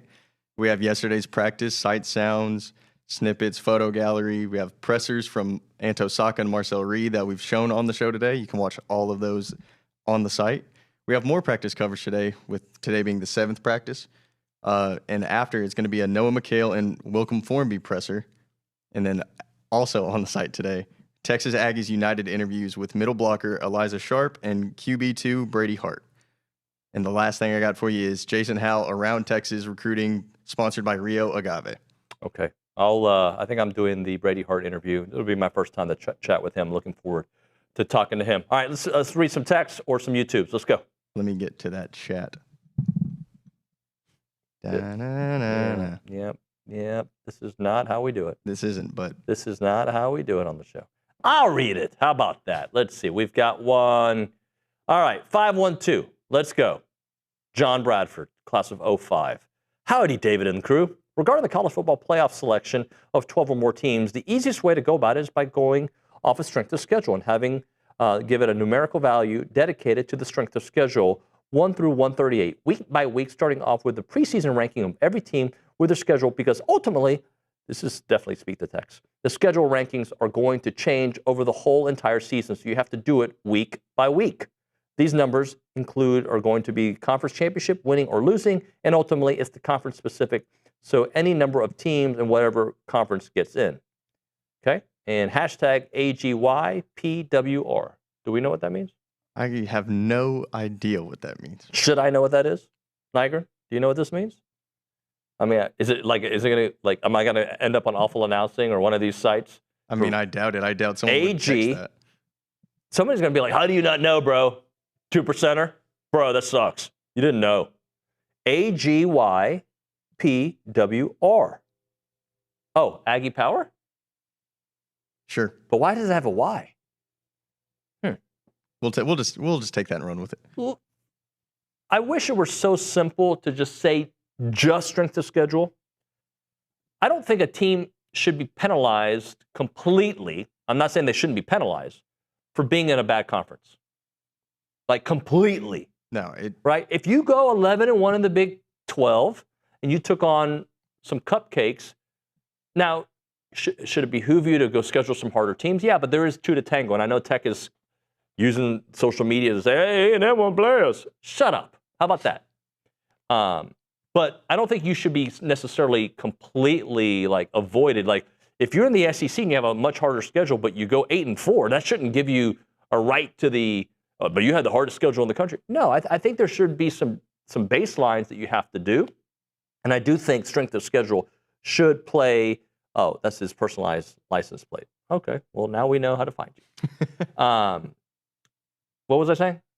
Okay. Talk about the strength of record. Yeah, I think there should be many things that go into the equation, but here's the easy one. Just be smart. Don't be dumb, right? Like we all know that James Madison is not at the same level of Texas A&M. No. Now that doesn't mean that I don't think that some of the smaller schools and other conferences should. I'm not saying that no group of 5 teams should get in. I'm not saying that at all. There should be an avenue for teams to kind of work their way up to the big boys, right? But, and I know that there's so much of an emphasis of when you lose. I'm going to maintain A&M should have won their last 2 games. I recognize that. But had they lost the Texas game in week 5, they would have been a top 4 seed. Everything's the same. All you do is take the Texas game, move it to week 5. Yeah. That's it. The only change. Why does when you lost matter? It's just the latest thing that the committee uses. Because people are dumb. Last thing I remember. Recency bias. And I'm not saying sometimes recency bias doesn't play a role. It should play somewhat of a role, right? But if a team goes 11-0 in the SEC, loses to their rival on the road, and the team that you put in the 4 spot lost mid-season but didn't play anybody all season long, are those two things the same? No. And I'm not saying A&M would have beat Texas Tech last year. I think they would have, but I'm not saying that. My point is, when you lose matters more than it should. I think the total body of work, just like when I talk about Marcel, should be the factor. All right, when we come back here, Brett Ciancia. We'll talk with him about some Aggie thoughts and other things. I don't know. It'll be good. We'll be back.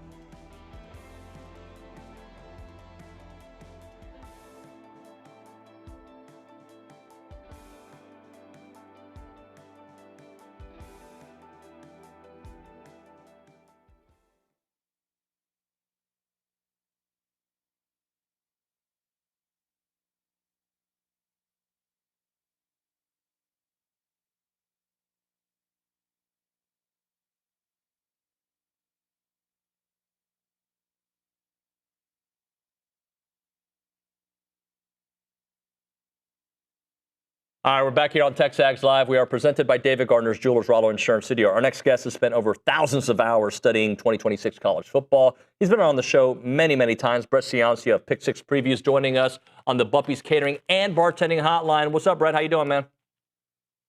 Thanks for having me on. Appreciate it. It's a busy time of year here at Pick Six Previews. We've got the 2026 preview magazine rolling off the printing press, shipping across the country. I'm excited to break it down with you. It's a wide open season. Biggest coaching carousel I've ever covered. Biggest transfer market we've ever seen. So lots to get into. It's great to be back on TexAgs. Yeah, thank you, Brett. And, I was reading through it yesterday, and I saw some very interesting things. One of the lines from the preview said, normally a double coordinator switch, 7 linemen lost, and a school record outbound NFL draft class would be enough to sink a program. but A&M has been consistent as a top 10 recruiter and landed a top 10 transfer haul to make this reload instead of an expected rebuild. So I basically answered your statement for you by reading it, but just overall, what do you think about how they've done it and why that could land them there as a top 13 team that you have? Yeah, that's when I started the research process, because I do all 68 Power 4 teams. It's a one-man show, talking to head coaches, coordinators. When I looked at A&M, I mean, I was blown away by last year. It was a special season, 11-0 start, their first playoff bid in school history. Did it with big lines of scrimmage, a dynamic pass game. But when I started the research process, I hated seeing 7 linemen gone. If you think of the 4 O-line, the 3 D-line, that would normally be enough to sink a program, like we said. But the way that they reloaded from the portal really caught my eye. You bring in 4 starting SEC linemen from other programs on the offensive line. I know that some of those lines as units struggled, but the individual players have 4-star backing and SEC starting experience. The defensive line I like even better, bringing in Anto Saka down from Northwestern, a guy who's drawing top 10 NFL grades. It was all Big Ten, all everything last year. He's going to be a star off the edge for A&M. So I like what they did reloading from the portal. Love the recruiting. I mean, when you talk recruiting and signing day, A&M is always a top 10 program there, really a who's who on signing day. So I like the way that they reloaded. It's going to be a little bit younger and newer at some parts, but you bring back Marcel Reed, you bring back Craver. I like what they did at receiver, bringing in some good pieces. So all in all, as the research evolved over the, like you said, thousands of hours from January till now, I still think they're a top 15 team. I've got them 13th nationally, 6th in the SEC. But really, that's a coin flip away. You flip a couple of these one-score games, you're back in the bracket. So I'm really high on A&M this year. A&M, for the last 25 years, has struggled to put back-to-back seasons together. What gives you confidence that Coach Elko's got it figured out to have back-to-back successful years? Not necessarily always a playoff berth, right? But that's how you kind of grade teams now. Yeah, for sure. And I think you want to at least be in the mix for a playoff spot in November. You want to have meaningful November football. I think they'll get there. What do I like the best? I think it's this passing attack. I love what you've got with Reed. Bringing in Isaiah Horton from Alabama. I mean, he led their team in touchdowns last year. And I know that if you follow the recruiting game, you've got some 5-stars coming up the pipeline at receiver there too. With Bussey, I think he's finally ready to break out. And so I like what you've got in the pass game. Now, a caveat I've got is that when you look back at last year's schedule, and this is not A&M's fault, they went out, they scheduled and beat Notre Dame in the non-conference. But when you look at their SEC draw last year, it was 7 of the bottom 8 in the conference when it was all said and done. So very easy draw. That really heats up this year. Now you've got 5 of the top 8. So it really heats up. It's a 9-game conference slate. Again, not their fault. It's just how how the cards are stacked. But it's going to be a tougher road to get to 11-0 or a playoff bid this year. Brett, you say that today, but a year ago today, you would have said that schedule was ridiculous because LSU was a top 10 team. South Carolina was coming off a 9-win season. And we say this on TexAgs a lot, so it's not an original thought, but A&M ended LSU's season. They were a different team after that game. Obviously, they fired Brian Kelly. So I'm a big believer of when you beat teams. When Texas beat Vanderbilt was a top 10 team. By the way, they went 10-2, so they were a very good team regardless. But when you beat a team, to me, it's a moment in time that you remember. And sure, you can take a step back afterwards. I guess what I'm saying is we'll know more at the end of the year, but last year's schedule was very daunting at this point too. Absolutely. And I'm actually based here in Pennsylvania, and all I've heard all offseason in Pennsylvania is about how easy Penn State's schedule is. And, that's a factor. To your point, we don't actually know how hard or easy it's going to be. But instead of only looking at the schedule, you have to look at the actual roster. I tell these Pennsylvania people, like, hey, I don't know that this is really a 10-win roster, no matter who you're playing. So to bring it back to A&M, when I look at this roster, regardless of the schedule, I like it. I mean, it's if you look at my preview magazine, I've got them in the national top 15 in terms of units at quarterback, at receivers, at tight end, at defensive line, the secondary. Like, it's a loaded roster. And you guys cover it 365 days a year. You know this, but I think it stacks up well within the conference. Yeah, you're going to have some tests this year. I'm looking at that 10 or 9 win range. And I know that's a big or because 10's in, 9 is a bubble team. I think it's going to be the year of 9-3. I'm already hearing the arguments coming in November about which SEC and Big Ten 9-3 teams are going to have the best resume against each other. It's because of that 9th conference game. So schedules are going to heat up for everybody, not just Texas A&M. And remember, those teams have to play A&M too. It goes both ways. So, I'm high on this team. I love the coach, Mike Elko. I've got to talk to him over the years. back when he was at Duke. I was really impressed with how he built that program. Figured it was a matter of time until it broke through here at A&M. Already got there last year, but we'll see if he can start to stack seasons. I believe in it. I'm thinking 9 or 10 wins. Brett, one of the things about 9-3 for whoever it is, I've said on this show a couple of times, I think, and nobody agrees with me, so maybe you will after this statement, I think this might be the year we get a 9-3 team in the SEC championship game.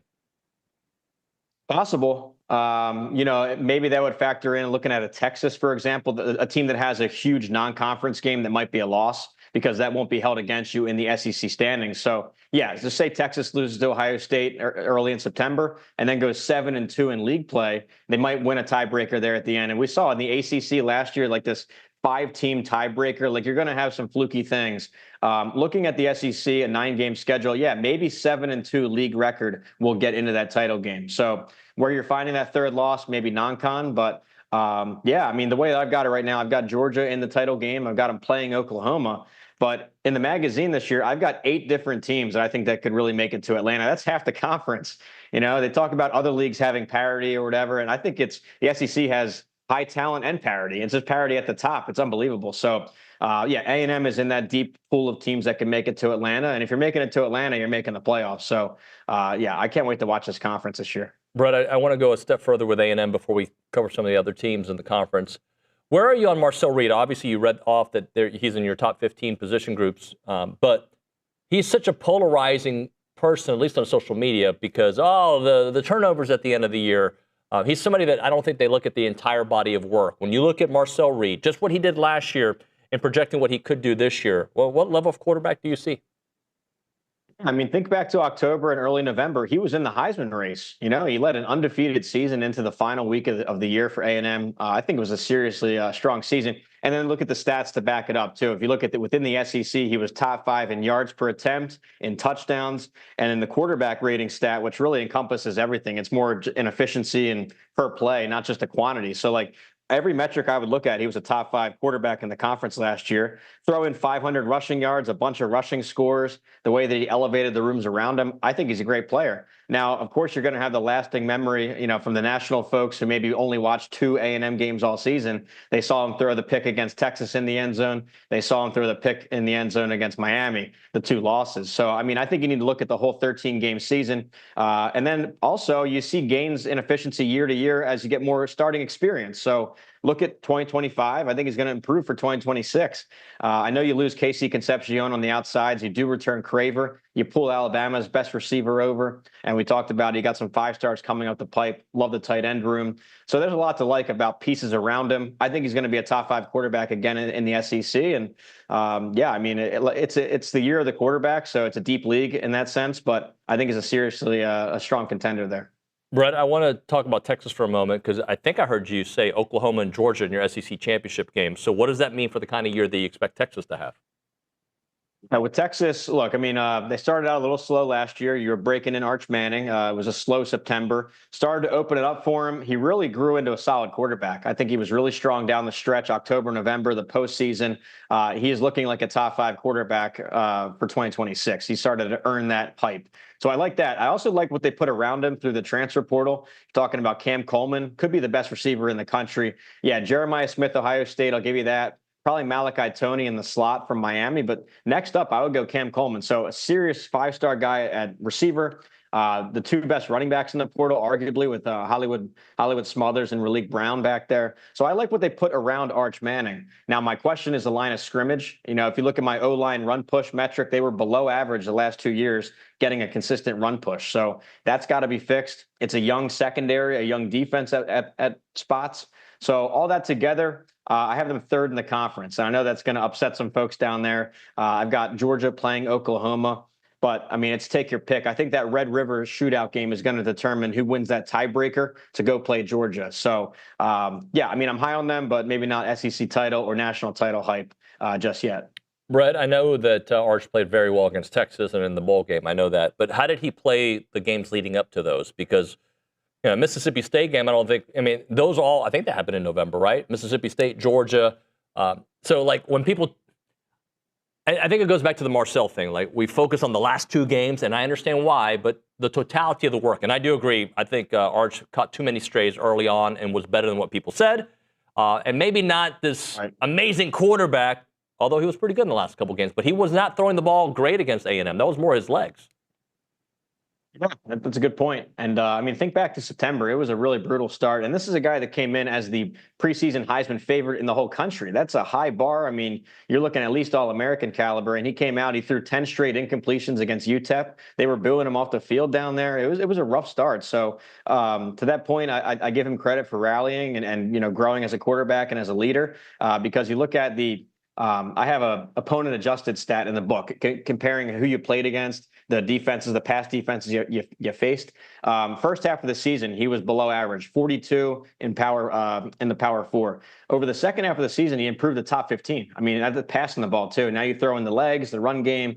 I mean, he definitely grew up. Now, part of the reason why I don't have Texas in the SEC title game, a lot of those wins were close. I mean, you look at the margins, they were like punt returns, crazy comebacks against some of the lower teams in the conference, looking at 3-point win over Kentucky, touchdown win over Mississippi State. Like these were some, I don't want to say fluky, but tight margins against the bottom tier of the SEC. So my game grader formula only had him 22nd in the country last year. I don't see a jump from 22nd to second in the country like some folks are calling. So, they're going to improve, but not all the way to the national title game. All right, help me understand Oklahoma. Why are you high on them? Is it because you think Mateer takes a big step and the defense is just going to stay solid?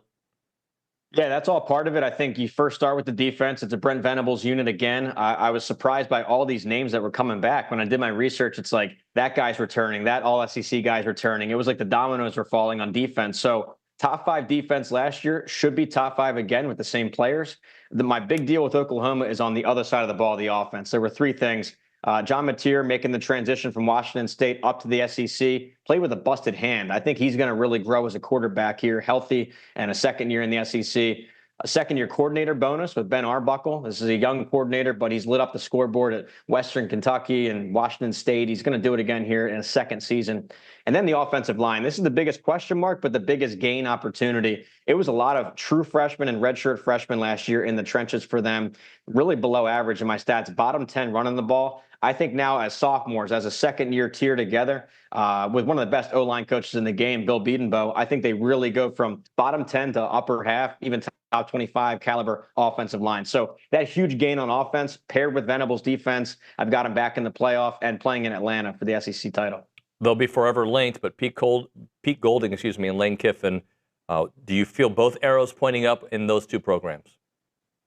Yeah, I mean, and I can't wait to watch them face each other September 19th in the Grove. I can't imagine seeing Lane Kiffin come back to Ole Miss after all the offseason drama. His departure from Ole Miss really started the whole dominoes of the whole coaching carousel this year. It's really been a key storyline for 2026. So with LSU, of course, the arrow is pointed up. They're bringing 50 transfers in, the #1 transfer class in the country. And when you think of football, you think quarterback, blindside protector, offensive lineman, and pass rush. They signed the #1 in every single one of those spots in the portal. So I think they're going to be a playoff contender. I've got them just outside the bracket, kind of neck and neck with A&M there, 12th and 13th nationally. With Ole Miss, I think they're also going to improve despite Kiffin departing, because what they did is they put all their funds on the defensive side of the ball this transfer cycle, looking at 8 4-star transfers on defense. If you follow the transfer market, that's incredible for one side of the ball. So you pair that with Trinidad Chambliss and Keywan Lacey returning. We already saw them play for Pete Golding, all that January playoff bracket. They played really well for the new head coach. So a lot of my questions were answered with Ole Miss. I have them back in the playoff bracket, despite it being a little bit of a hot take. If you look at the Vegas markets, they're in plus money. So I'm calling for it. It's a no-brainer for me. I like Ole Miss to make the playoff again. Brett, where are you with this Big Ten SEC kind of chatter? Look, the Big Ten's won these championships. There's no doubt about that. They deserve bragging rights with that. But when the SEC's counter is we're a deeper league, you look at the numbers, you look at the metrics. Where are you on that?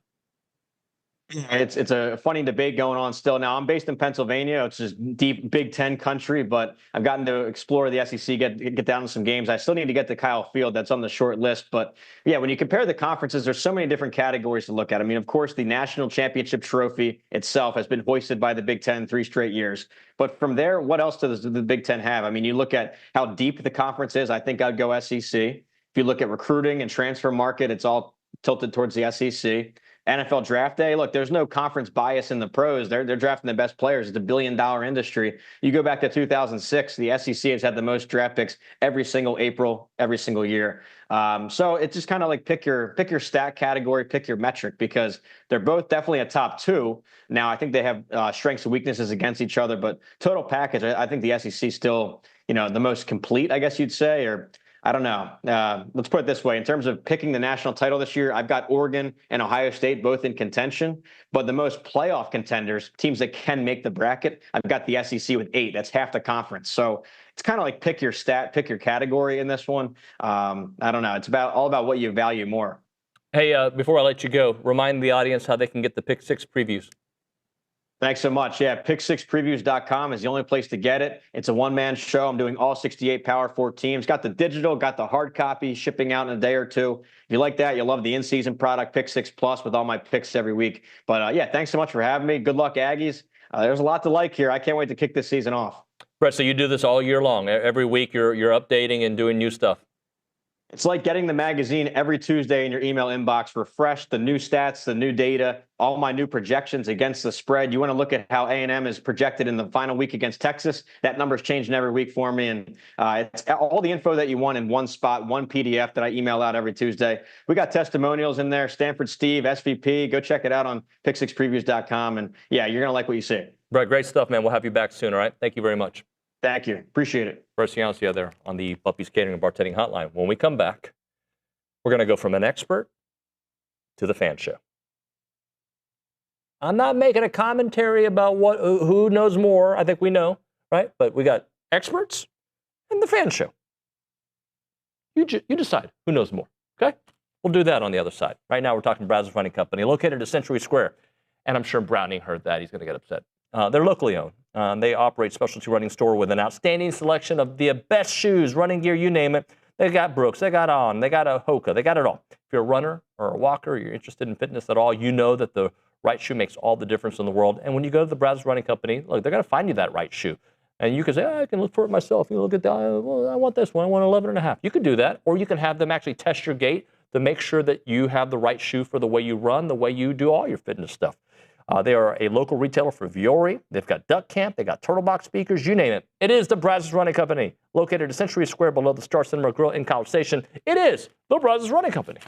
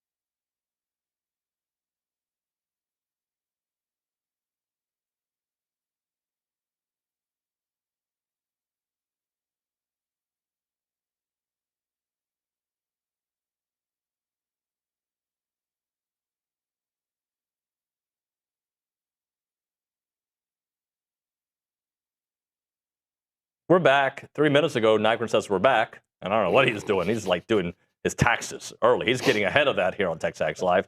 Ladies and gentlemen, it is time for everyone's favorite. A lot of people.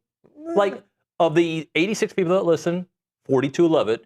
The Fan Show. Let's get things started, by the way. Matt Browning, hello, sir. Good morning. Hunter Shortleff, hello, sir. Howdy. Roy May, hey. Howdy. Beat it, nerd. Like the hat. Nerd. Have you worn that one before? I have not. This is new. Okay, I like it. Who's the nerd in the equation? The 90-year-old? Possibly. Possibly. Let's go to the Angry Elephant News and Social Center. Carson Stein always has a hard-hitting question to start off the show. I'm going to give it to Matt this go around. Hey. Hey, Matt, ladies and gentlemen. what is on your mind today? Well, good morning, guys. First of all, what's on my mind is I'm grateful to be in the presence of such dear friends. Thank you. Number one. But it's funny. Actually, Hunter and I were talking about this outside and listening to y'all talk about everybody's rankings and Phil Steele's rankings of each individual group and then of course all the preseason rankings because this is talking season, right? This is talking season and everybody loves talking season. So, but it is funny to me to sit there and go hear all these different. And I get it. Everyone has to do these things. It's content. It's keeping talk going and getting everybody excited for the season. But it is funny how little everyone knows, right?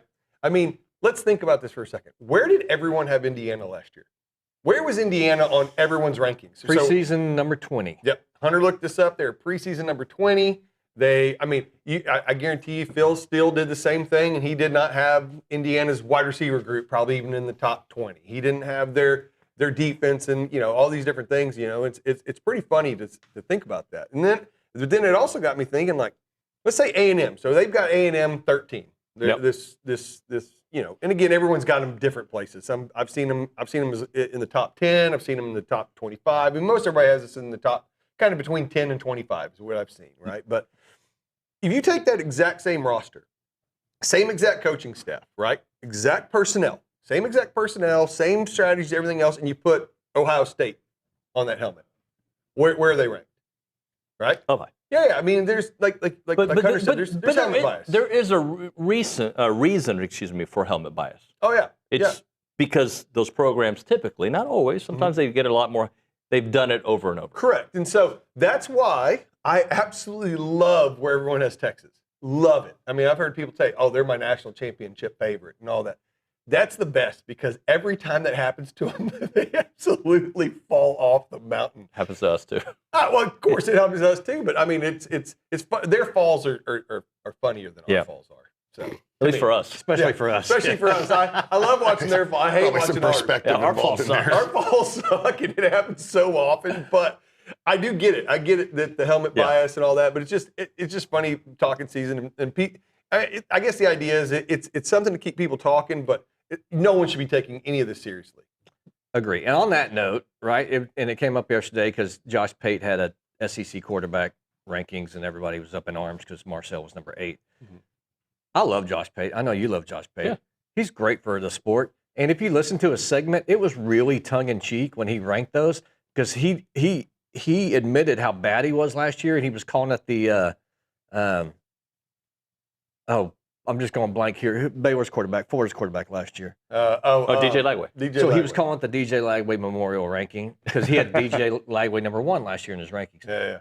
He was really, down on himself about these rankings. Didn't want to do it. It was super tongue-in-cheek. So we can the ire that people get when they don't rank your guy where it needs to be is kind of funny. Yeah, it's silly. I mean, again, that's why I like the idea of Indiana ended up.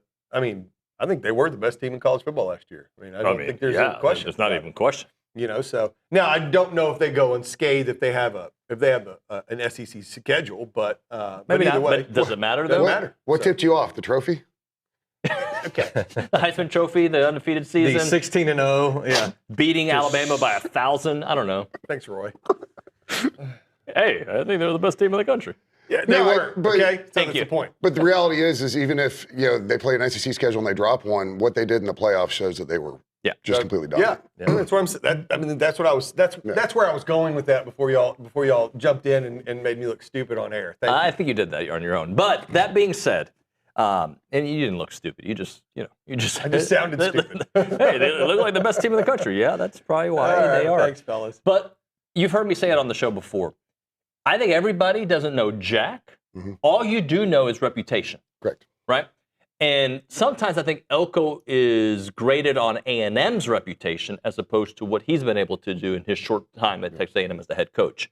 I still don't know. Look, I am all over the place with our particular football team because I think we got a lot of talent on the defensive line. I think we got a lot of talent on the offensive line. I think our quarterback's going to take a step forward. I also know you're going on the road 5 times, and you got 9 SEC games. So I'm all over the place with it. But I also think every team we talk about, there's questions at LSU, there are questions at Oklahoma, there are questions at Texas. There may be less at certain places, but there are questions everywhere. So basically, nobody knows jack doo-doo. Yeah, it's not like the national championship team is returning all their starters kind of thing, right? Right. I don't think there's anybody that you can just point at and say, that's the national championship. I mean, they're the national champions this year. And you can talk about favorites, but like you were saying, but you don't know anything. 100 what's on your mind? What's on my mind is I enjoyed listening to our coordinators the other day, Wiggins and Hip Hill.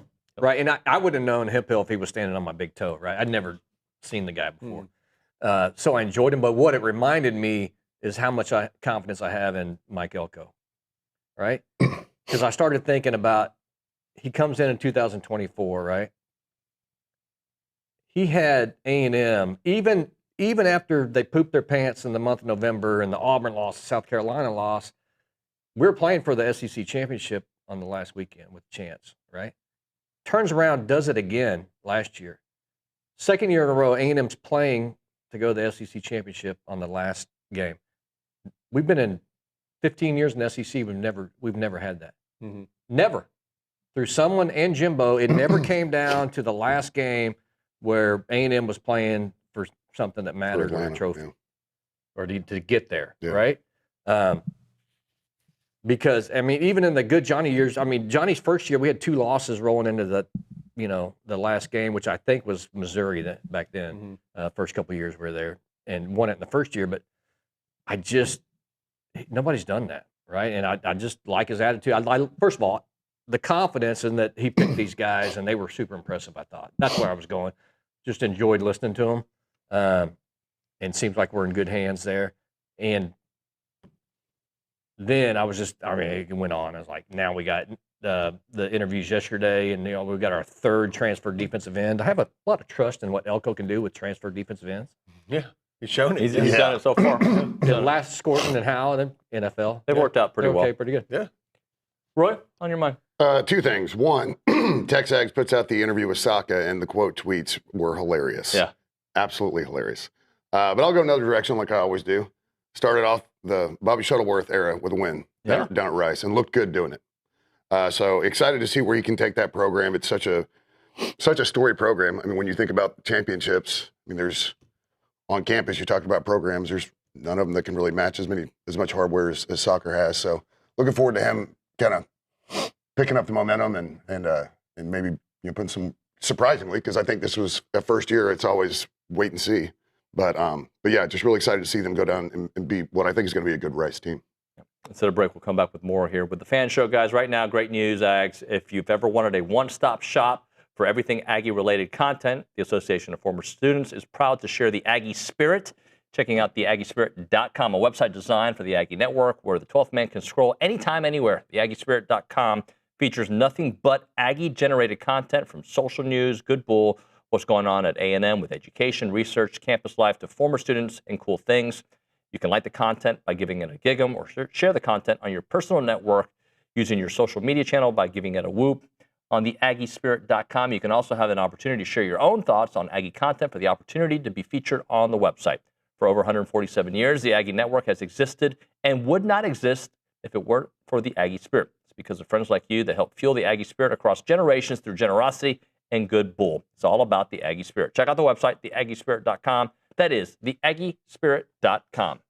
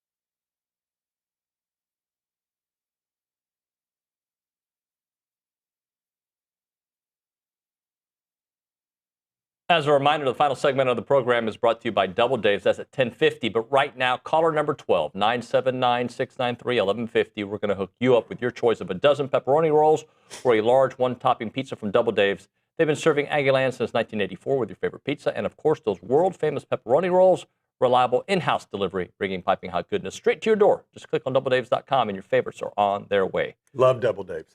Thank you for your commentary. It was appreciated this time.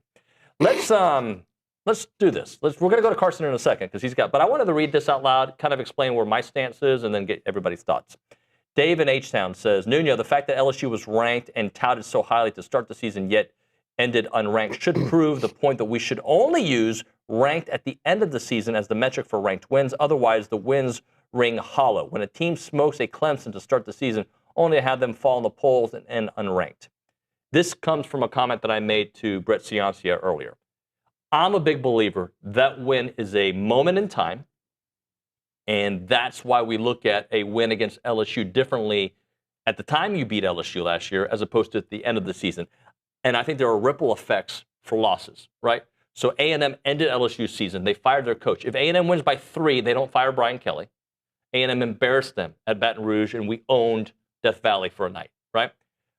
I do believe, and then you don't know what happens afterwards. So if they did mail it in after that loss, by the way. They did. And by the way, they almost beat Alabama.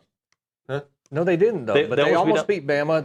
They played OU tough. Yeah. Yeah. But they weren't the same team. They were experimenting with quarterback and whatnot. But when you beat a team and they're fully healthy, it's different than when their quarterback goes down for the rest of the season. So that's why I'm a big believer in a moment of time. And I understand that at the end of the year, that's all you have to point at is like, well, LSU wasn't what we thought. They weren't, but here's the story of why they weren't who we thought. Well, A&M had a big part of why they weren't. LSU was 6-2 and ranked number 20 when A&M played them in Tiger Stadium, right? They beat A&M there. They're 7-2. They're probably pushing top 15. Playoff still in the purview. SEC championship still in the purview. Brian Kelly still the coach. Nussmeier still probably playing. I'm with Nuno. You got to take it in time. If we don't beat them, right, then none of that happens. If there's an 8-4 team that you beat, Missouri or something, if you don't beat them, they're 9-3 and they're ranked higher. I get it, but when you beat somebody and put a loss on them, that affects their ranking, right? So and listen, I admit Florida was a joke last year, but they were coming off beating Texas. And they looked good at the time. I mean, they were looking better. I mean, like they were starting their crawl, like they had the last couple seasons where they started slow and then got going again, and we put an end to that real fast. And so, so I get it. Yeah, that makes sense too. But I mean, like I said though, that's no one else is going to stop and look at it that way. They're looking at yeah. A&M had an easy schedule last year. Going into the season, we were like, dude, this schedule's going to be tough. I mean, so we're looking at this schedule right now. This schedule's going to be tough, but what if Tennessee's not very good? And Oklahoma it can't score any points. And I mean, all these different things. And then you get to the end of the season and you have you're 11-1 or 10-2, and everybody's like, well, it's because you had an easy schedule. I mean, you're not saying that right now, that's for sure. But nobody says Texas Tech had an easy schedule except Aggies or people in the SEC, right? Like everyone. Texas Tech, who did they play? It's like it was unquestioned. Arizona State tacked them with the loss, and they were still top whatever for top 10 the whole year. Weren't playing anybody.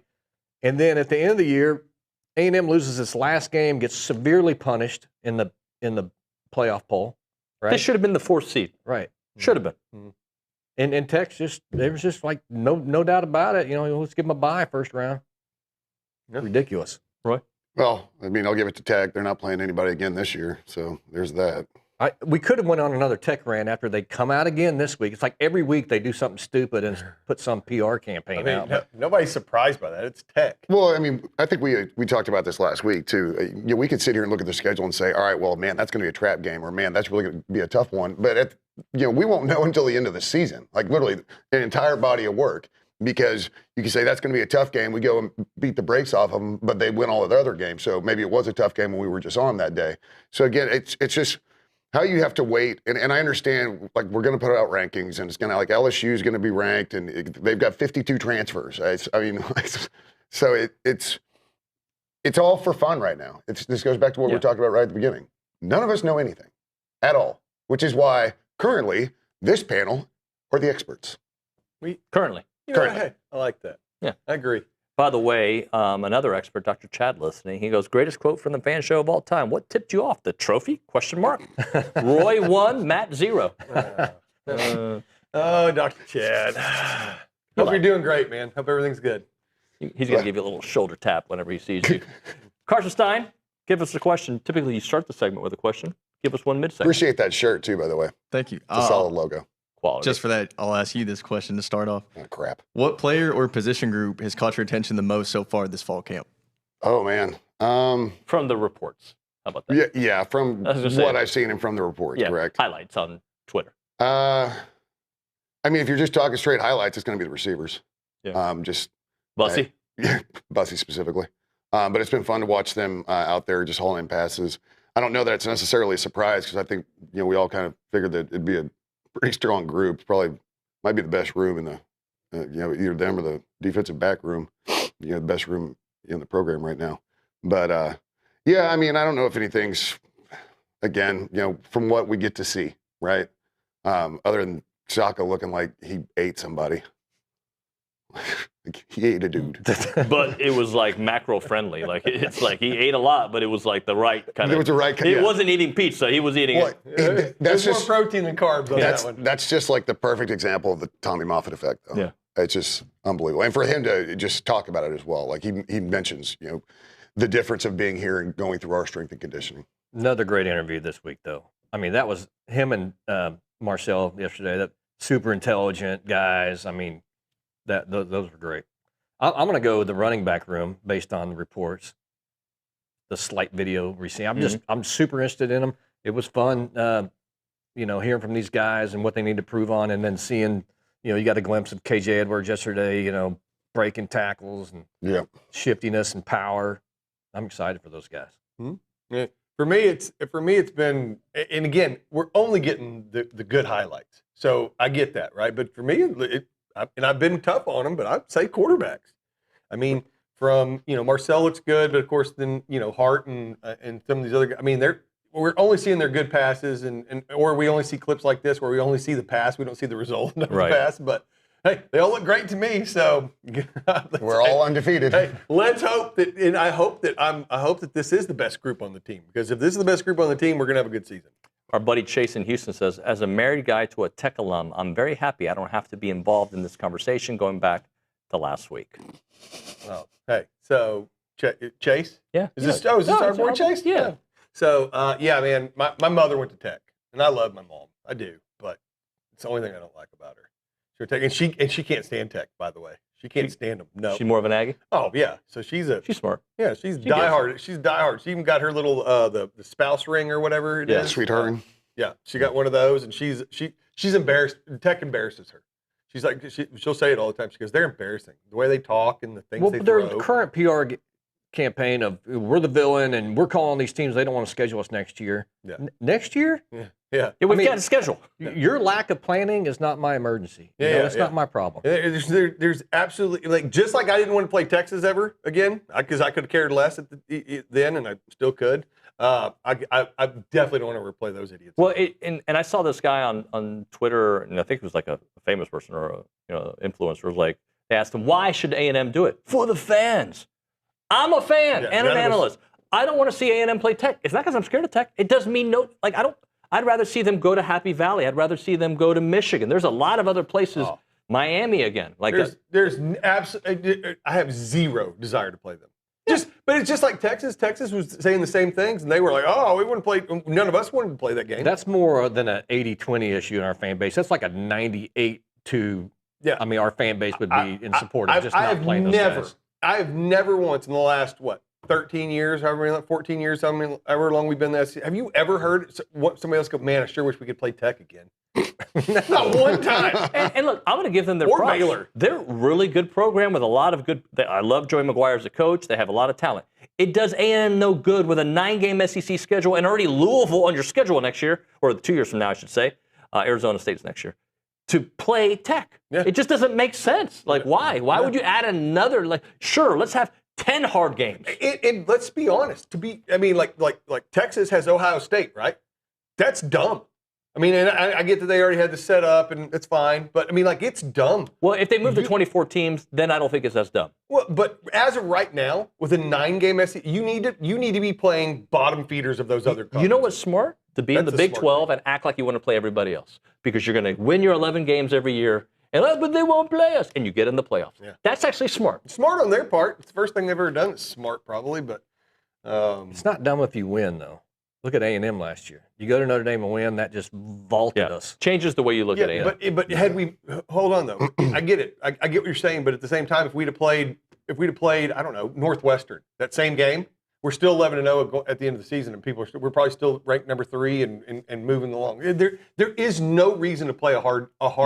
But then your schedule, especially now with the 9-game schedule. Your schedule definitely, like when people talk about it, like, yeah, it needs a schedule. Well, at least you can say Notre Dame should have been a playoff team. You did beat them on the road as opposed to. I agree with from last year, but now with the 9-game schedule, it's dumb. There's no reason to play Ohio State or even Miami or any other decent team or even Blue Blood. Try your best to get Georgia Tech or Michigan State on the schedule. What if they go to 2014 playoff and you're not penalized as much as you would be? You're still in a 9-game SEC schedule. If you win that, I mean, they'll still consider it not a cupcake. No, but Arizona State's not a cupcake, but Arizona State's a much smarter game to play. If you're looking at it, and of course, I like these games. I'd love to play it like you said at Penn State, as opposed to playing Arizona State, right? But if you're looking at it from a standpoint of, hey, our ultimate goal is to get in the playoffs, why would you risk that by playing a tough team? All right, let's hit a break. We'll come back with the final segment. Milliken Reserve time, farm-to-table community in College Station. They've got homes, they've got trails, they've got farms, they have wide open spaces with a mission to build a healthy community around nature. They've got 2,600 acres of open space. They've got 30 miles of trails. They've got beautiful farms, and they've got awesome homes there. And they have an extensive network of trails throughout a wooded landscape. When you go there, you're going to know that you are just outdoors loving life, right? So you can buy houses there, and if you do, you're going to share in the legacy of conservation. But if you just want to go hang out there, get a Conservancy membership. You can go hiking, biking, canoeing, kayaking. They got the equestrian trails there. They got the evening yoga, the summer camps, the music festivals, the farmer markets, and the farmer tours. Check out the website to learn more, MillikenReserve.com. That is MillikenReserve.com.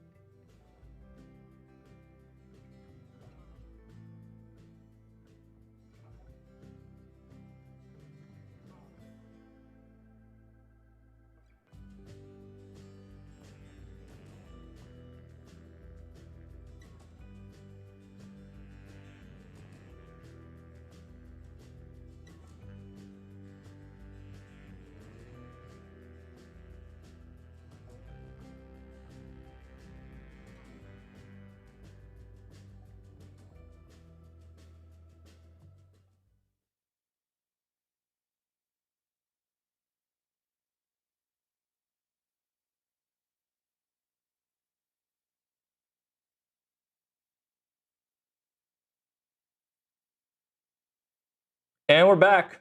So, guys, fan show guys, what do we think about this Jaden Daniels thing? Did you guys see that story? Mm-mm. You see it? Yes. At first. Tell us about it, David. Well, okay. I sent you a packet to prepare for the show. Did you not get it? No, yeah. I'm kidding. No, Jaden Daniels basically is mad at LSU for using his name, image, and likeness because they gave his jersey number to, who was it, DJ Pickett? Is that who? And he feels disrespected and wants nothing to do with LSU anymore, so he doesn't want them using his name, image, and likeness. He hired a lawyer and sent a cease and desist, didn't he? Yep. Huh. Yeah. If it's over number usage, it's certainly petty. If they were like using his name, image, and likeness to make money, promote a product or the program Not or offer something, but cut, yeah. But I don't think that's the case. So they certainly have a lot of just free speech to use, old photos or something. There's a whole nother story here that he's pissed about something. Everybody's saying that's his mama's involved. Yeah, I mean, it's just a weird situation. The optics of it are very petty. Yeah, but again, we don't know the whole story. So yeah, based on what we know, based on what you know, that does seem pretty bad. So what would change your mind? You said we don't know the whole story. Like if you found out that they were selling like a sponsorship package, meet Jaden Daniels. I can say this, that I mean, I wouldn't put anything past LSU. Yeah, doing something fishy, right? That's I mean, fair. Come on. So that's number one. I mean, the guy. But I mean, he was a transfer quarterback. That I mean, he won a Heisman there. He won a Heisman. He won a Heisman. They didn't do much other than win a Heisman. I mean, they didn't win a lot of games. Or to the SEC championship game.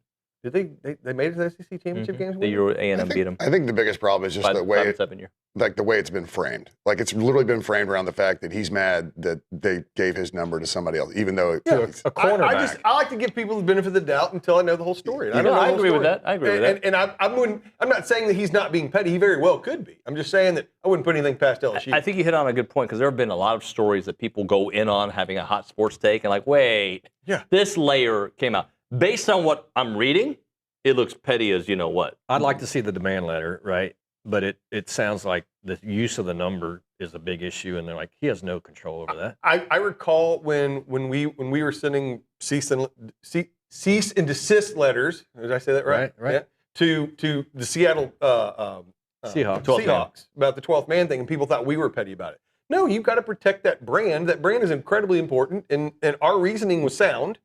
We own that brand. We own the trademark, and now they pay us for it, like $35 a year or whatever it is. But that's the difference, though. But people thought we were petty and didn't get our side of the story, right? No, see, that's the difference. And again, the story had to come out for people to not be outraged. That's a trademark and a brand. That's different.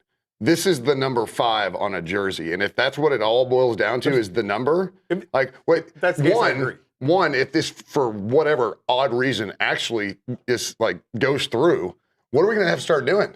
Because if one person does it, the floodgates are going to open. 2.2. That'll be a jersey number. Yeah, like you can't retire jersry numbers in college. There's 100 players every year. Who's the running? What's the running back?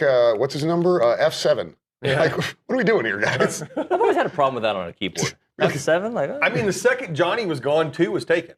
I mean, I can't remember who had it in 14, but somebody had it. No, it was Speedy Noyle. Speedy Noyle took number 2 on offense the very next season. And I mean, you can't do that. I mean, it's the. I mean, as soon as Vince Young graduated, number 10 was taken because somebody else had number 10 the very next season. Fan show, guys. Great job. Thanks, David. Thanks, sir. Tomorrow, I say that with a lot of. I don't know what I'm saying with. Anyway, tomorrow on the program, Kellen Mond, Billy Lucci, and I assume something else. We'll see you then. Thanks so much for watching and listening.